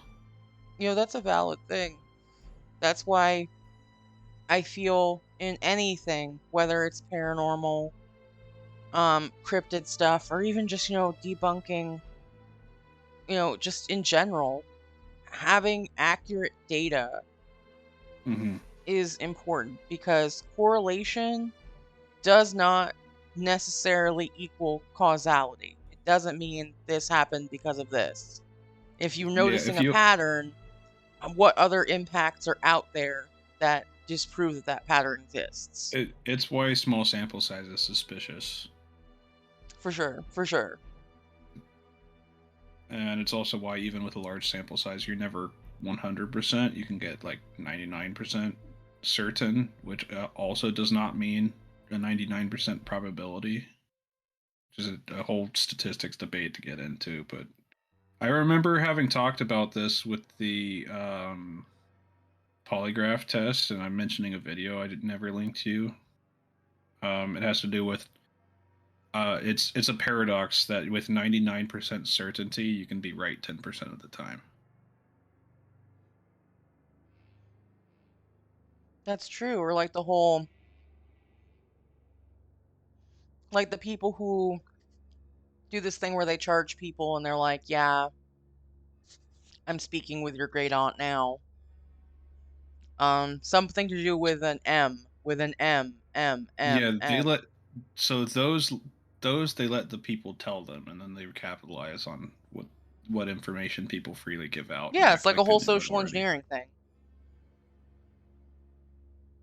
Yeah, but this is so yeah, that's why because there's dozens of ways that you can find water underground that are correct 100% of the time, and dowsing is actually spotty and is spottier the more you look at how much they did or didn't report their tries. Um, a lot of the time they either got lucky or had prior knowledge, and the prior knowledge is why the only reason they agreed in the first place. Because it's free to call and have people mark in your yard where the water pipes and stuff are. You just dial 811 and call them to come out. Dig So safe. people could do that and memorize where in the yard it is, and then cross the lines while they're demonstrating to everyone. So it is it's surprisingly easy to fake dowsing, which is why I don't really believe in it. No, no worries. And that's actually a valid point though to bring up is that, we're basing if you're in a mindset to believe in that, basing solely on your firsthand experience doesn't take into account any not necessarily nefarious, but any prep work that other person may or may not have done research Hmm. wise prior to showing you the firsthand experience that you had. It also leaves you in a spot where you could be experiencing the outlier, and without any more research, you are doing a one-to-one correlation with the outlier being the like central drive rather than the outlier. Data is crazy. And I love it. I love Yeah. stats. I love stats. Oh, Hate math, but I love I hate stats. stats, but it I hate stats.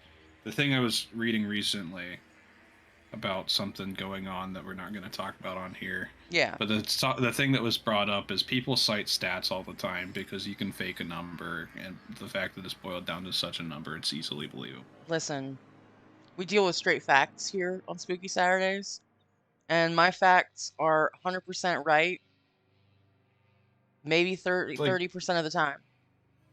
well, I was going to say stats are stats are cited a lot specifically because they're easy to misrepresent. That's why when I look at like data, it is important to again, you made this point, call out. Sample size, how many times it's gone through and they've retested that with a different sample size. The information that led them to do this, like what were the conditions, the variables on that. And then again, reputable sources.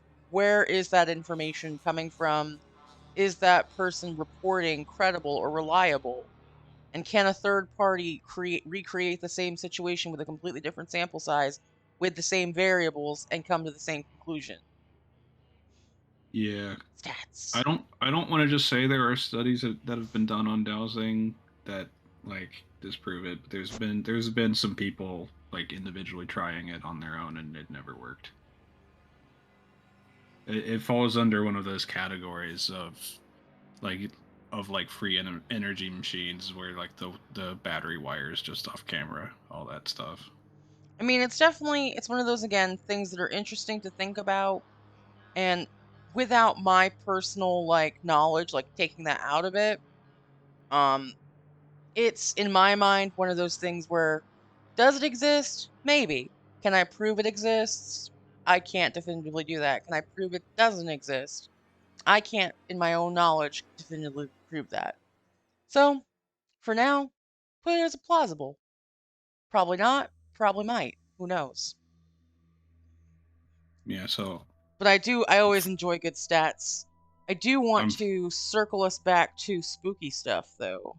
correct. Yeah, yeah, that's what we should be The talking about. reason we are here is to talk about spooky Yeah, things. we Spooky just went on stats. the we went on the skeptics tangent. My apologies. No So worries. Listen, I love it it. in the meantime though, I have finally put my money where my mouth is and linked to the like false positive video that I was talking about. I will have to look at that. Oh, it's a TED one. Yeah. Bet. I love TED Talks. They're All great. right, let's hear a spooky story. Okay, so this is actually a a submitted one. Ooh. It's been submitted. Um, so this is a third party telling their dad's story. Dad's childhood home was a two-story house.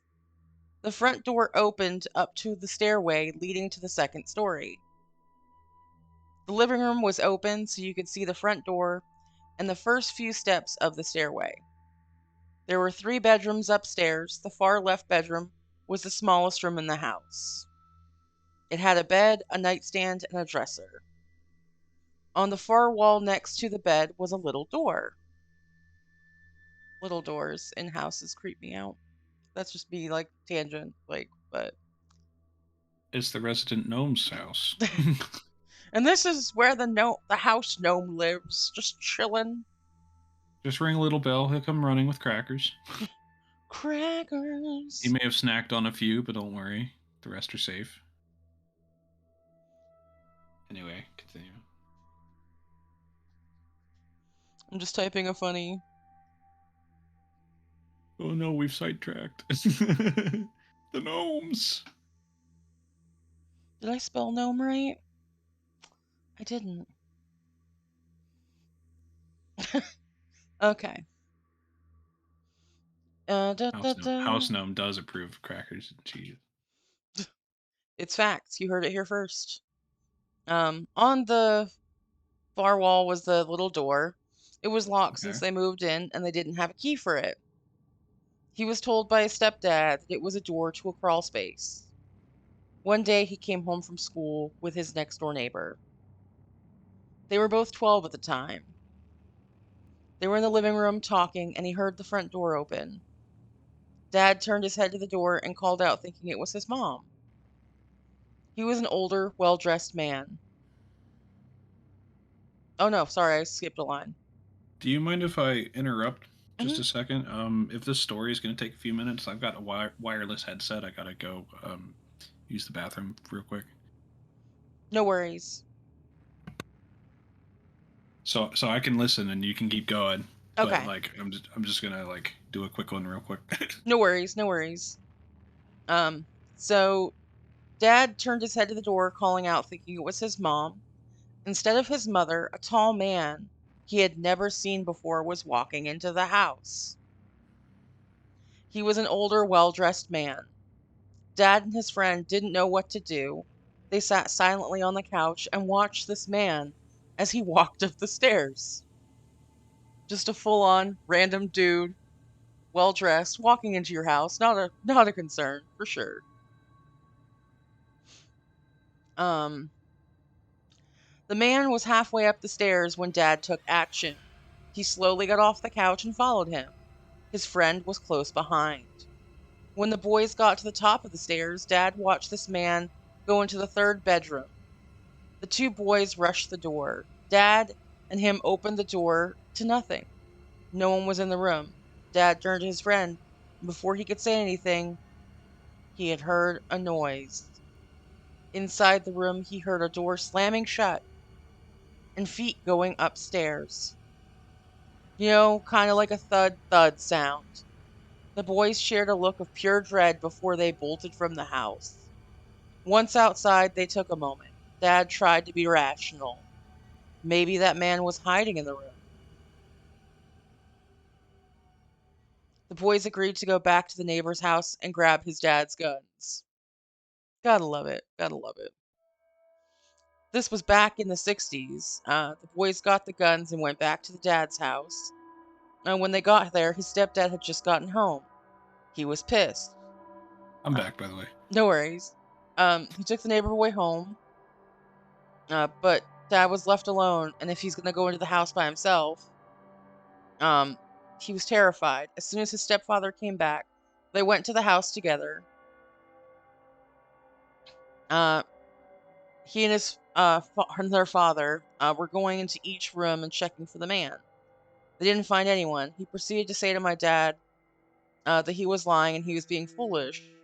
But my dad knows what he saw. To this day, he still gets goosebumps whenever he tells the story.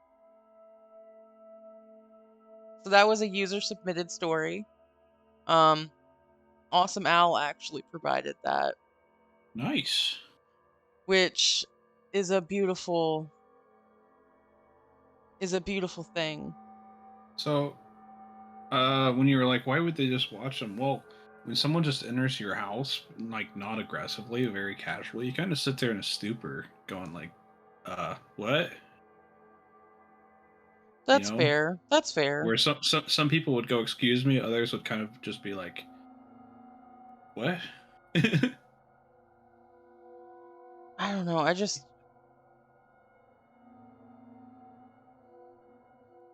I think the whole thing just to Imagine though, me like was the scary. dude had a key to his house, right? Unless they kept the door open. Yeah, but why would you just have the door literally You know, open? there are people, and this is like mind boggling to me. There are people that when they're in their house, they don't lock the door. No, oh, I meant like literally the door open. We don't lock the door. Oh, Well, I we do lock the door like sometimes, but like if we're around and about, it's not huge whether it's locked or unlocked. oh, I lock my doors always. Yeah, Just I think it's like a force of habit. I personally, when I see my door unlocked, lock it, but my mom doesn't really consistently keep it locked unless we're going to bed, in which case it's part of the evening wind down routine to lock all the doors and pull the blinds on the windows and stuff. safety is key, but like that's still super like if we okay, so if we suspend our disbelief for a second, okay, this man is a real thing. He exists. Hmm. He walks in the door because the door is open for whatever reason. Um These obviously he would have seen the two kids on the couch. Unless he was ignoring them or didn't even turn his head. It's weird to me like cuz I know I've lived in a lot of different places and no two places I have lived have looked similar in layout enough where I could be like, "All right, I'm just maybe it's a cookie cutter house thing." But like I feel like if I walked in the wrong house, I would be like, "Oh, this is the wrong house," and leave. I had in when I was in middle school, one of my friends or a pair of my friends, I wasn't super like close to, but like they were close with each other. They would just straight up just walk into each other's houses. One of them walked into the open garage, walked in, and there was a random family eating dinner, and he was in the wrong house. Oh no. He was like, "Oh, sorry, I do this with my friend." Turns out he was two houses down. That's funny. They would.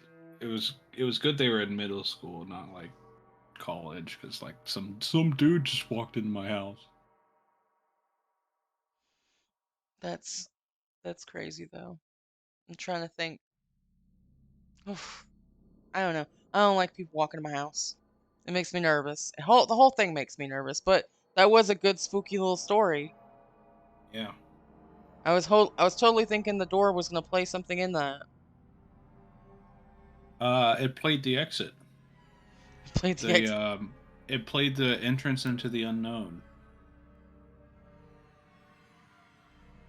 Okay, I've got All the answers to your questions will be behind the door, but whether you care about it after opening it, it's another matter. Oh, that's What? that's spooky. Like the whole like you walk into a room and you forget why you were there. Like maybe the little door has something similar. Like force like I forgot. Well, the So, thing is, they didn't even check the little door. well, I guess if it's always been locked and they don't have the key. Well, if some dude, I'm assuming. Wait, did was there a part where he like turned the lock? If he just straight up like walked in like he owned the place, he totally could have a key that goes into that door. I didn't even think of that. Now I'm going to be thinking that there's a dude who lives behind a little door in their house.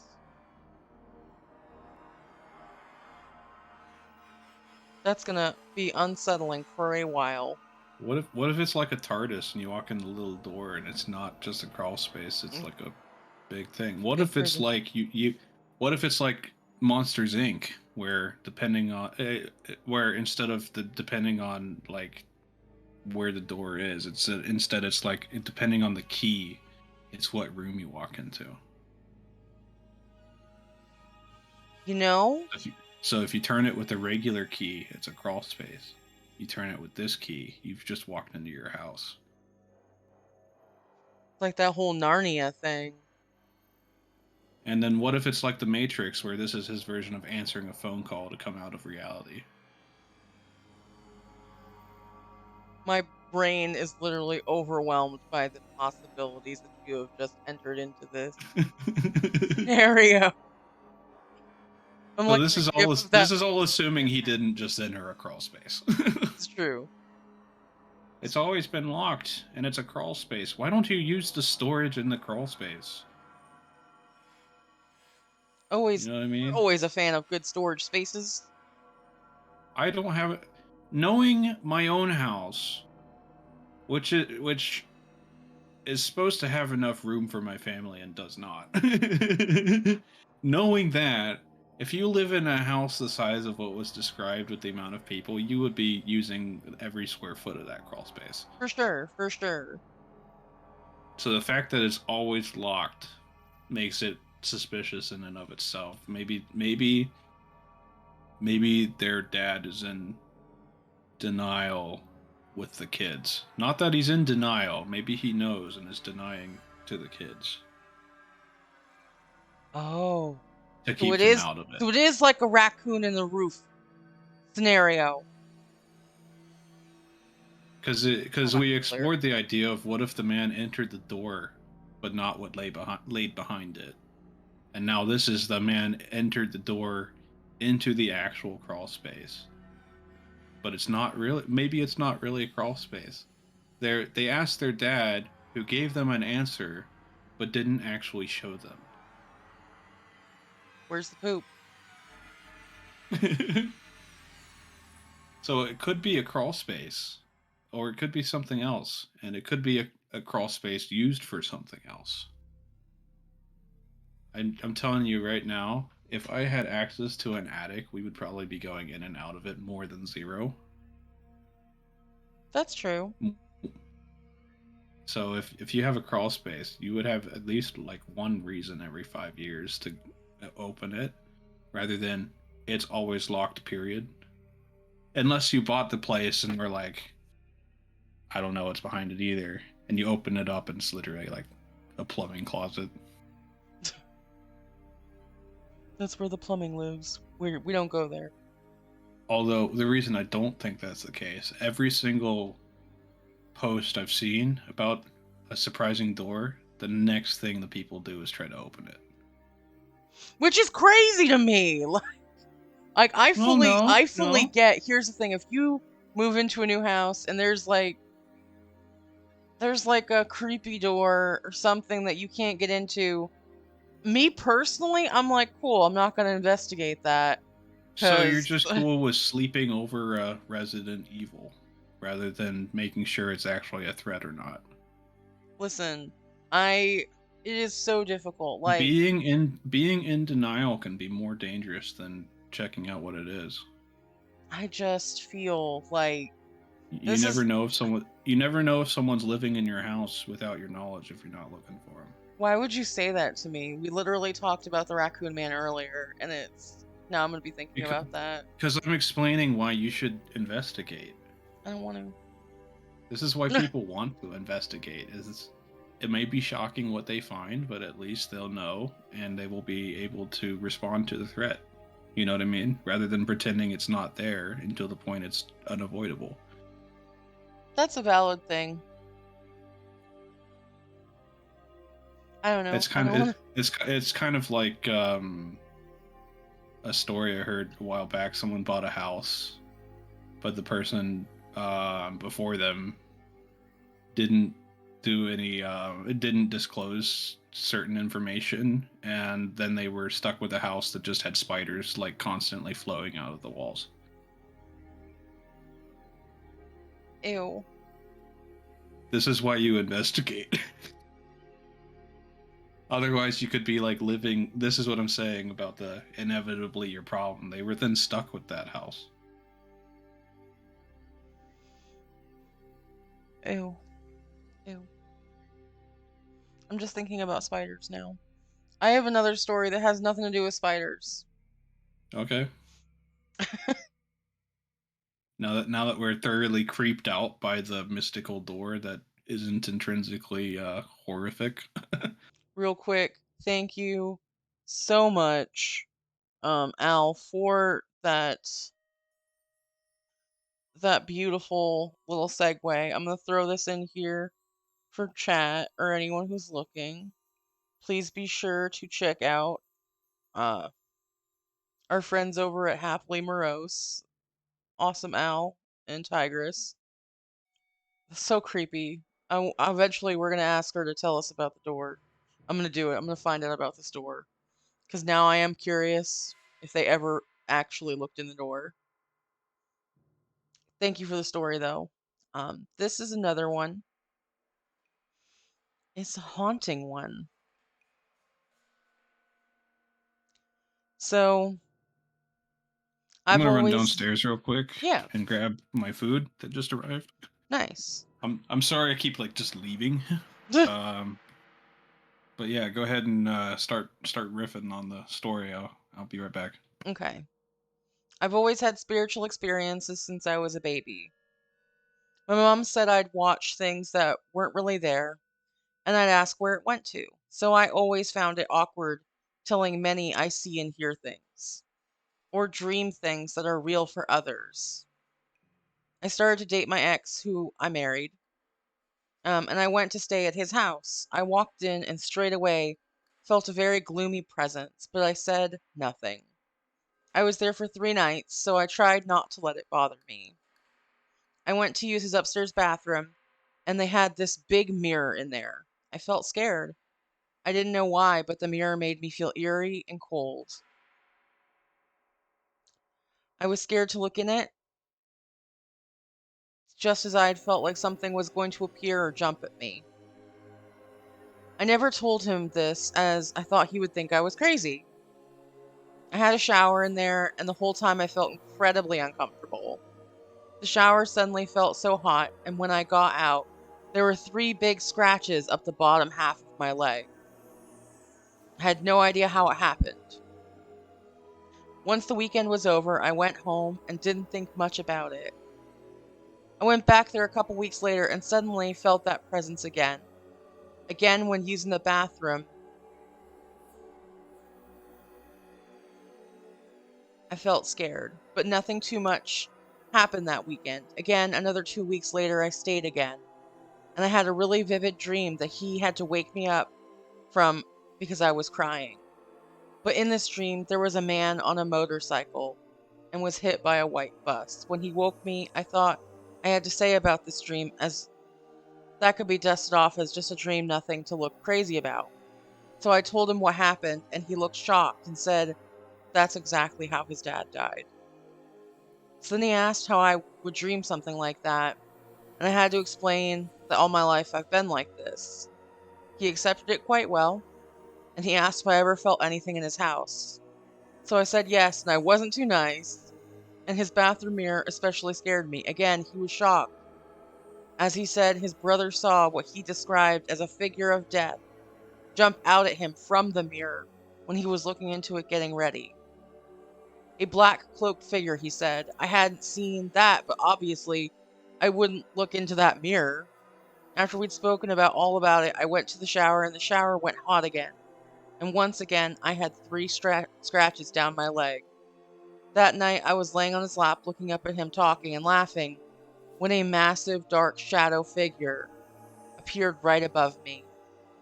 I jumped and closed my eyes, as I could hear my ex's voice saying my name to get me to open my eyes, and when I did, he was looking around and wasn't sure why I had put my arms over his head to protect myself and legs up towards his chest. He laughed and said that there was a spider, uh, as I knew that I was scared of them. So I told him that there was a horrible dark shadow right above me. He told me that he had heard stories about people who lived here before who were apparently devil worshippers and did Ouija boards and weird stuff. Before I met him, he had a terrible depression and didn't leave the house. And I just felt it didn't like me there as he was no longer as depressed and was gaining confidence. I didn't stay there much after that as he started to visit me and we moved in together, but that house was awful. They moved in after his dad died, and he grew up majorly depressed. His brother ended up dying at the age of 30. His mom still lives there and is so depressed she no longer leaves the house. I have no idea of the house's history, but I'm so glad I never have to visit there again, and my children never have to either. So this was a spooky house in Shelmansdale, Lancashire. This That's was, messed up. yeah, it's posted to the subreddit Ghost Stories by user Lost Searching for Truth 10 days ago. Definitely, there's a Nice. lot. There's a lot in there. There's a lot of unsettling stuff in there. But that's super. That's super creepy. Again, it's that whole like perceived danger thing. Like I can't explain the scratches thing. Cannot do that. But I get that big mirrors can be creepy in of themselves. Especially in the dark where your brain starts manifesting what's not there.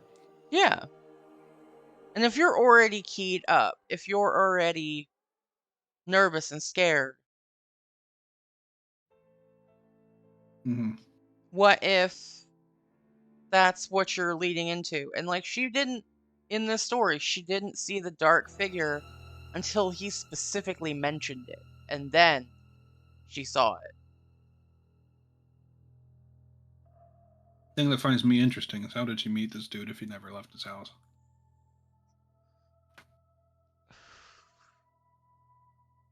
That is true. That is true. Mental health is important. Um, Yeah, it is very important. Yeah. Natural light is Well, good. I'm wondering if the demon is drawing on their mental health. I mean, maybe.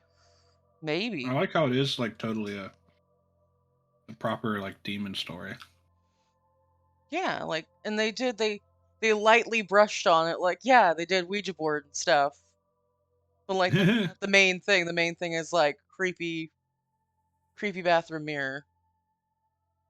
Like as a woman, um when you're in a situation where you're going to be vulnerable, like you're in a shower and there's a giant mirror, my first thought isn't, "Oh my god, it's a demon." It's, "Oh my god, this could be a two-way mirror." Like someone's going to scope me out right now. Eat your heart out. But like also That like is such a creepy thought. unsettling. Yeah. People are the real spookies.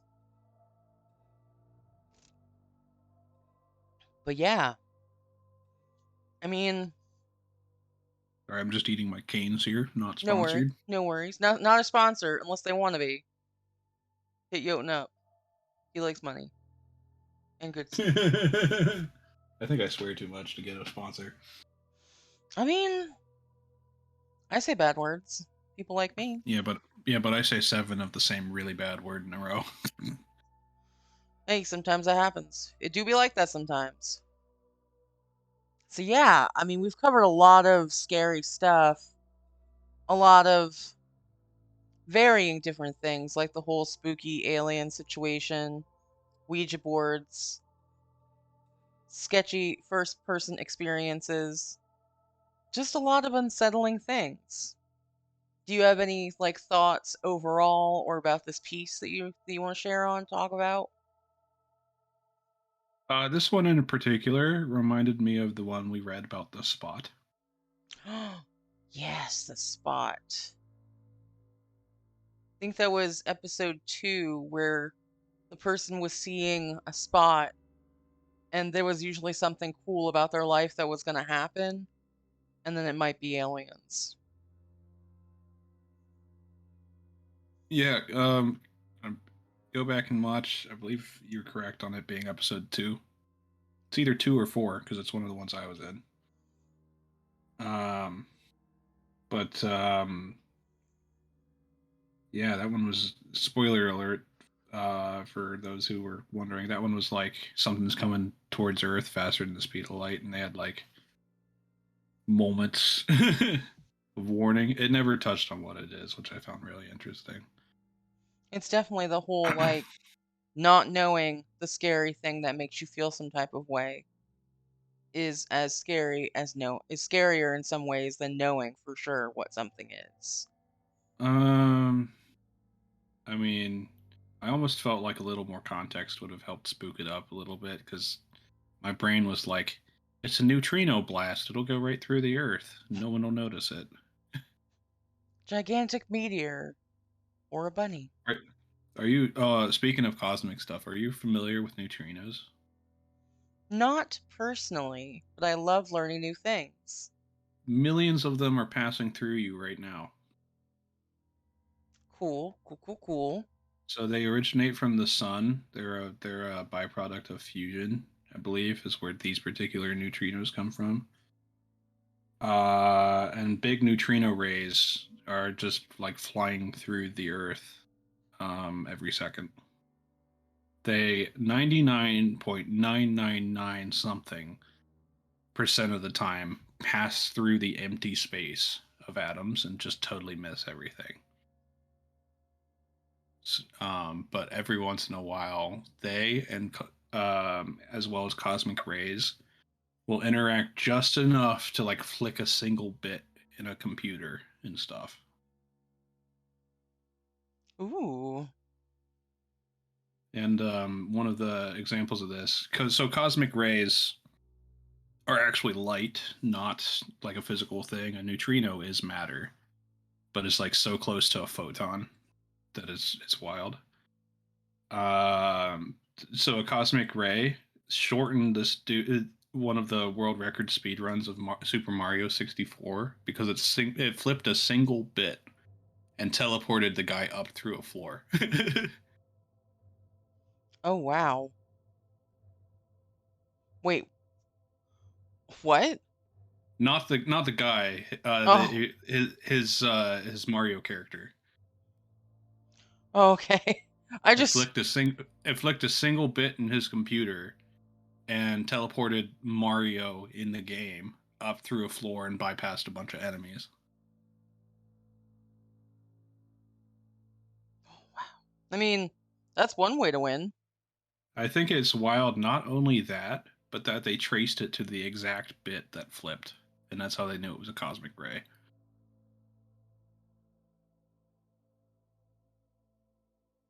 That's super that's super interesting. I've never heard of that particular story, but that's awesome. Yeah, so that's cosmic rays and neutrinos and all that. So those are interacting with nothing, pretty much. I'm talking literally millions passing through you and billions through the Earth right now, which is a wild thing to think about. I was bringing those up because that relates into the spot, that like faster than light thing coming towards Earth, and why I wanted more details. It could be something that literally is going so fast that it passes right through us and doesn't interact with us due to relativity. For sure. I mean, there's definitely I don't know enough about it to speak on it, but it's definitely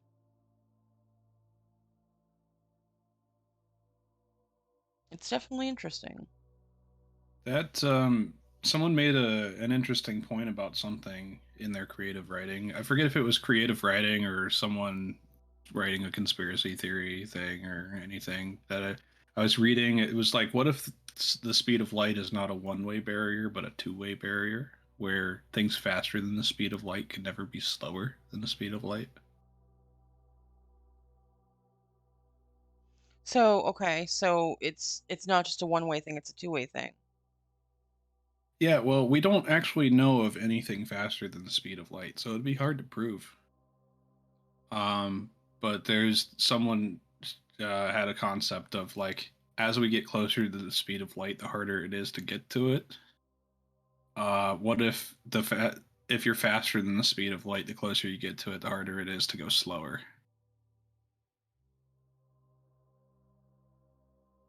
Okay, so like it's like a full throttle thing, like the more you go, you can't stop.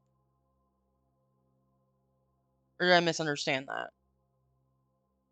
Taking more energy to slow down as you get closer to the speed of light from above it. Huh. I think the way they described it is it would essentially be like a dark energy parallel universe thing. That's a lot of buzzwords. So Buzzwords. rather than rather than me actually saying something I know about, but like it was something along the lines of if you have like an anti-universe, it could be that relatively it's faster than the speed of light, and so everything slowing down to it would be exactly the same as us trying to speed up to it.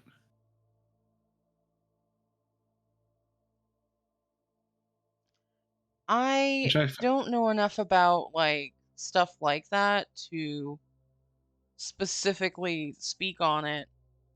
I don't know any actual math behind it. It was just an idea someone threw out once, and I No, was like, I "Oh, that's love an intriguing actual ideas. interesting thought experiment."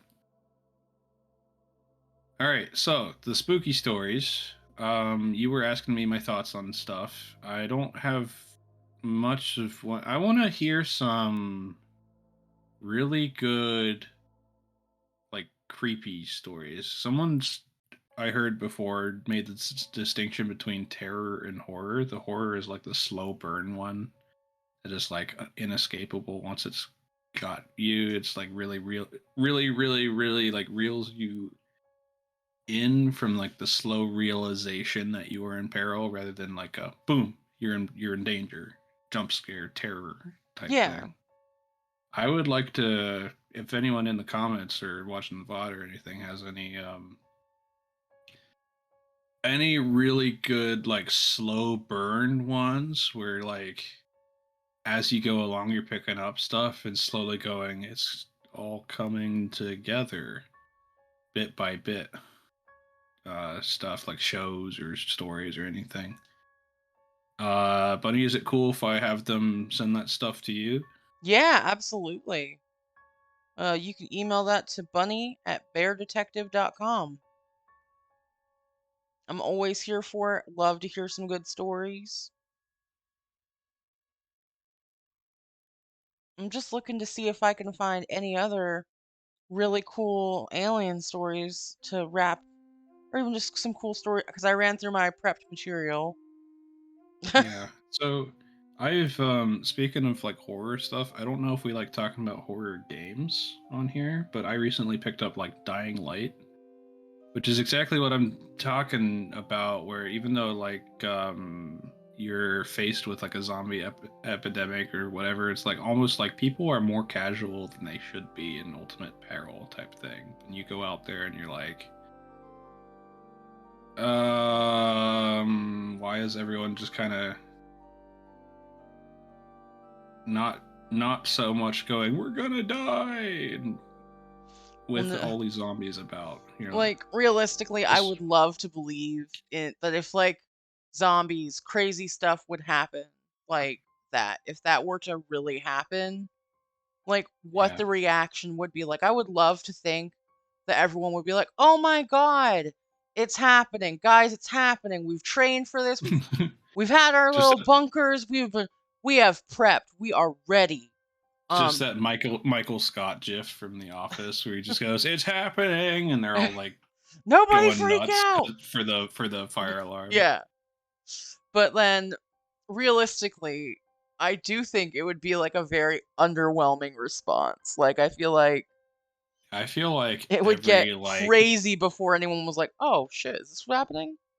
I feel like it's exactly what we've seen before, like where like individuals overextend like the amount they should be doing, but as a whole, people are moving. Like society moves too sluggish. Like underwhelming response to it.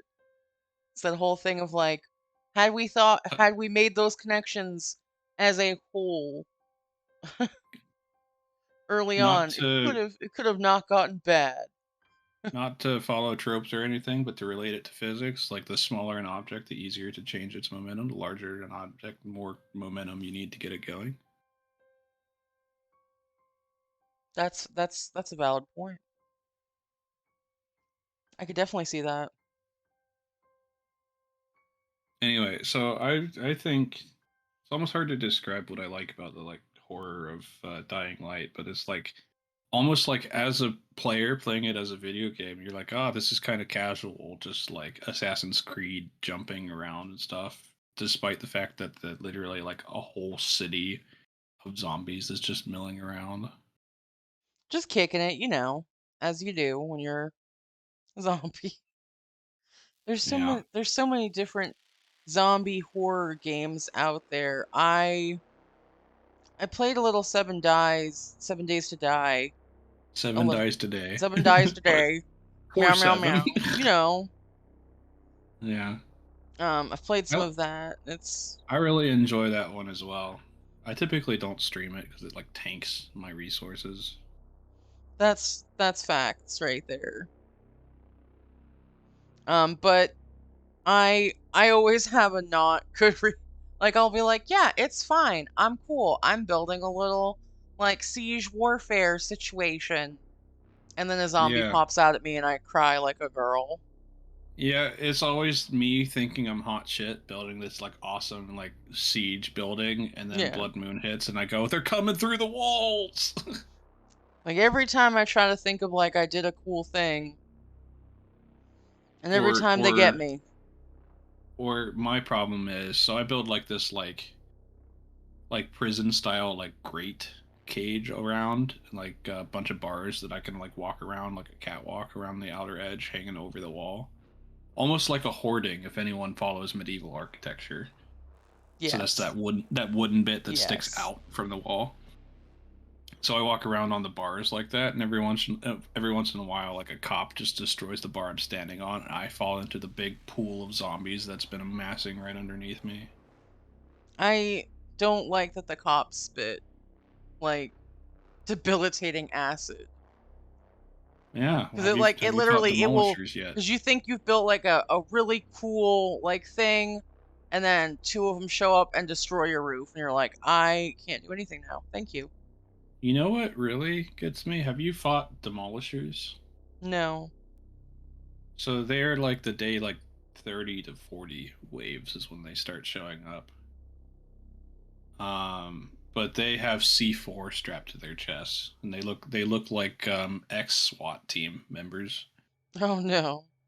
And the thing is, they do like their name suggests and really tear into the building you've been making. They do a lot of damage to like physical items. And the problem is, you gotta actually like properly headshot these zombies because you can shoot the C4 on their chest and it will go off. Oh, so like the miners then. 'Cause I think there's like Sorry. miners like that too. I'm not familiar with minor They zombies have like unless. it's like a glowing thing in their center Oh, and that's the demolisher. Yeah. oh, it's the same thing. Okay, then yes, I have accidentally shot one of those and blown up the outer wall of my siege place. So you shoot it, it goes from green to red or whatever and starts Yeah. beeping. Yeah, that's a demolisher. That's the actual like game name for it. Oh, I did And then, not know that. Now I do. and then the most recent update going on with horror games in here is they have made, so you know how spider zombies used to climb walls and then they changed them so they just jump. The Zucks. Yes. They reintroduced the old ones, and now both of them exist side by side. Mm,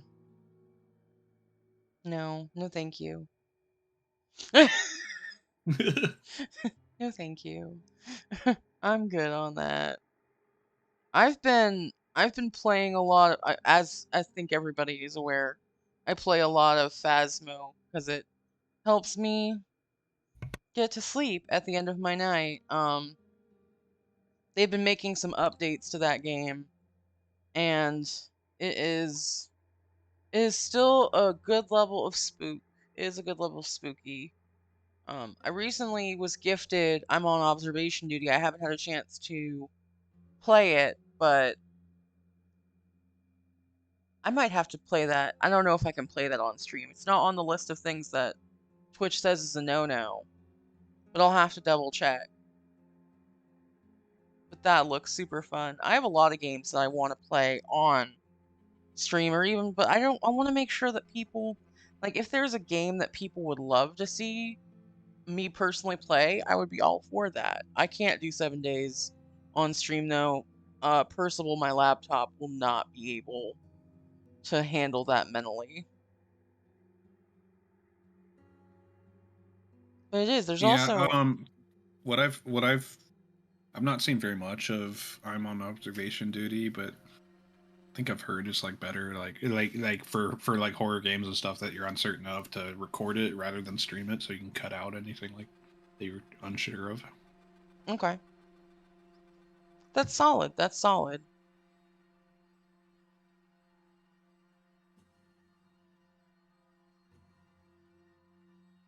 I keep finding things that I'm like, I will look at this later because that is very long. But I'm out of cool, spooky material.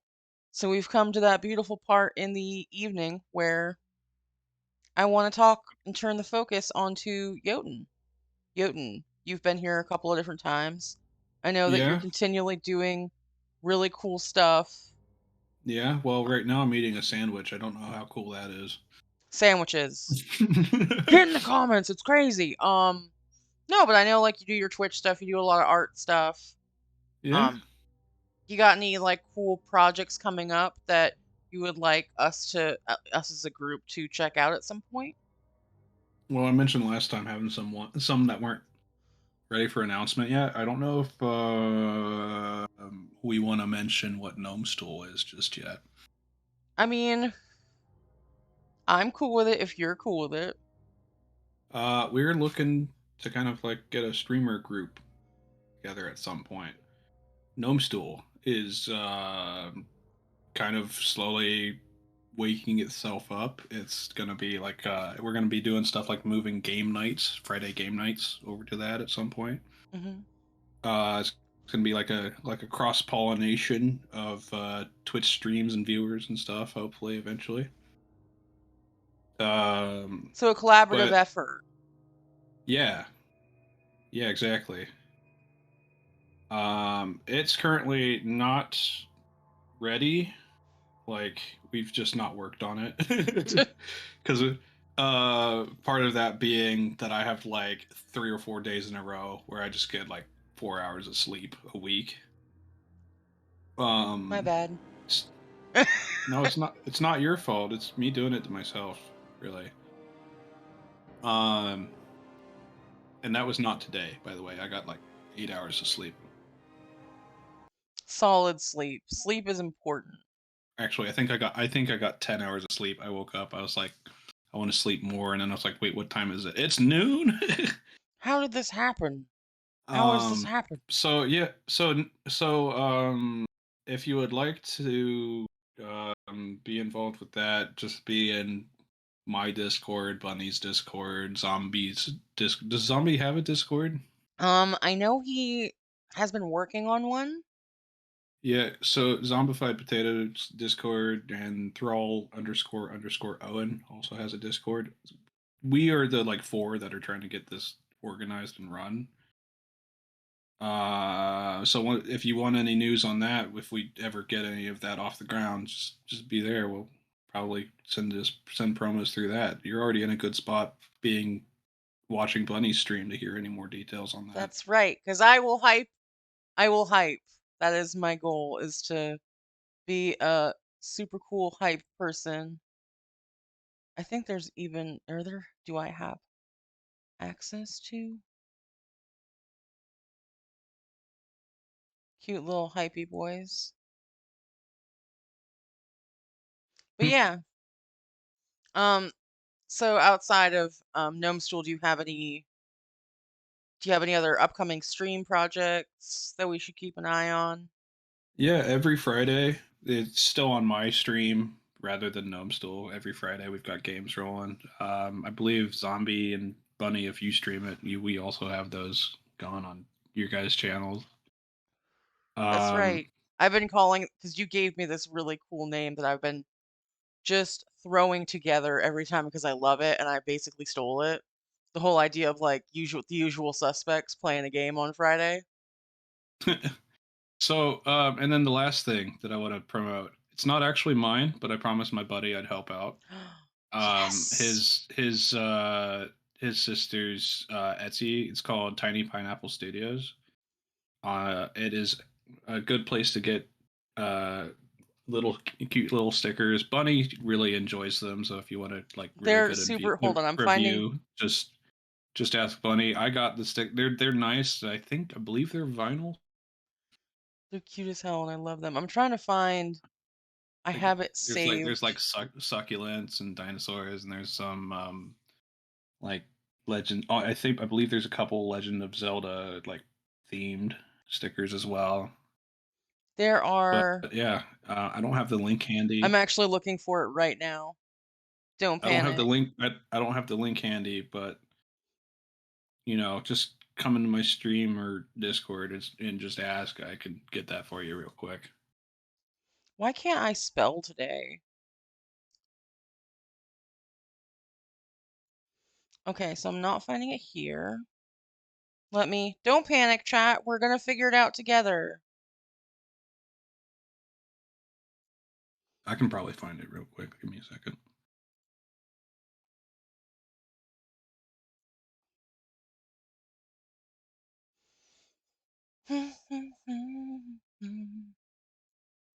Because it's an Etsy shop and it's really cute.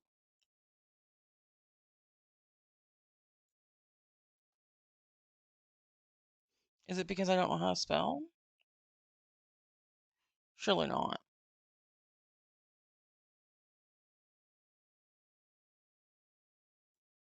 And it's I got the link here. I'll post it in chat. thank you. Because I was forever trying to find it. So I'm looking. Apparently, my category never changed, despite me clicking several times to change it last night when we switched games.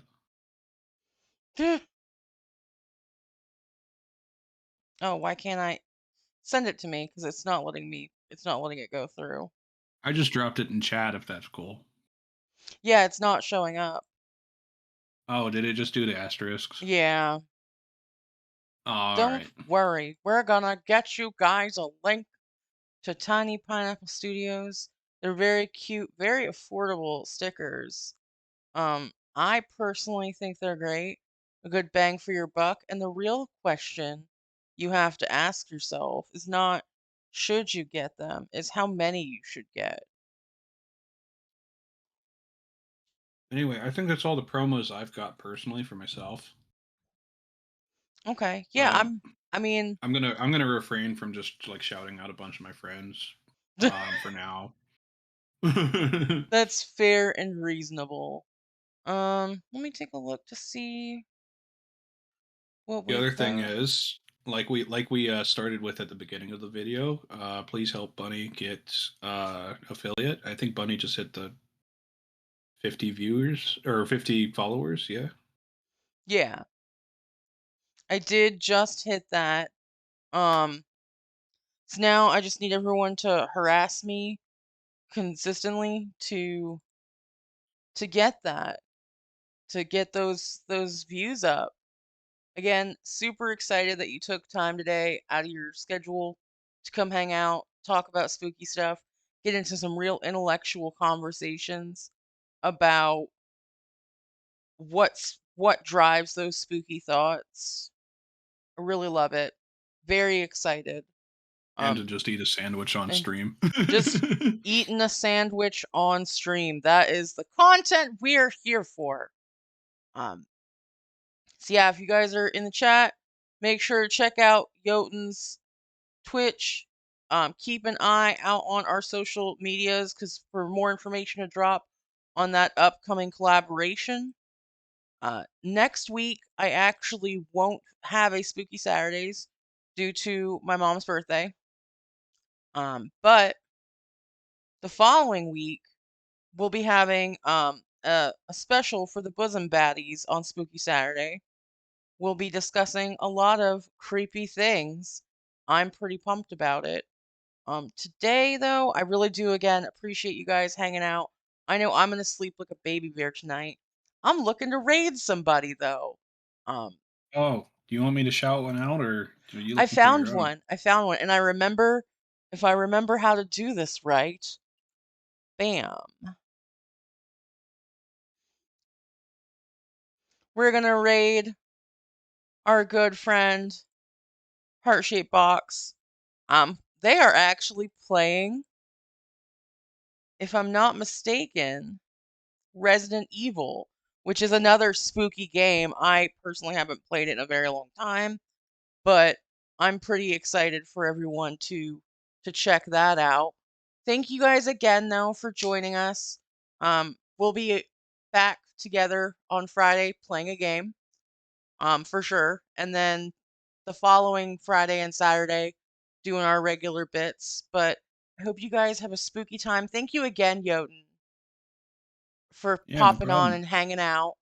Uh, but I hope you guys have a great rest of your Saturday and have a spooky time, okay? Yep. Bye, Internet. Later.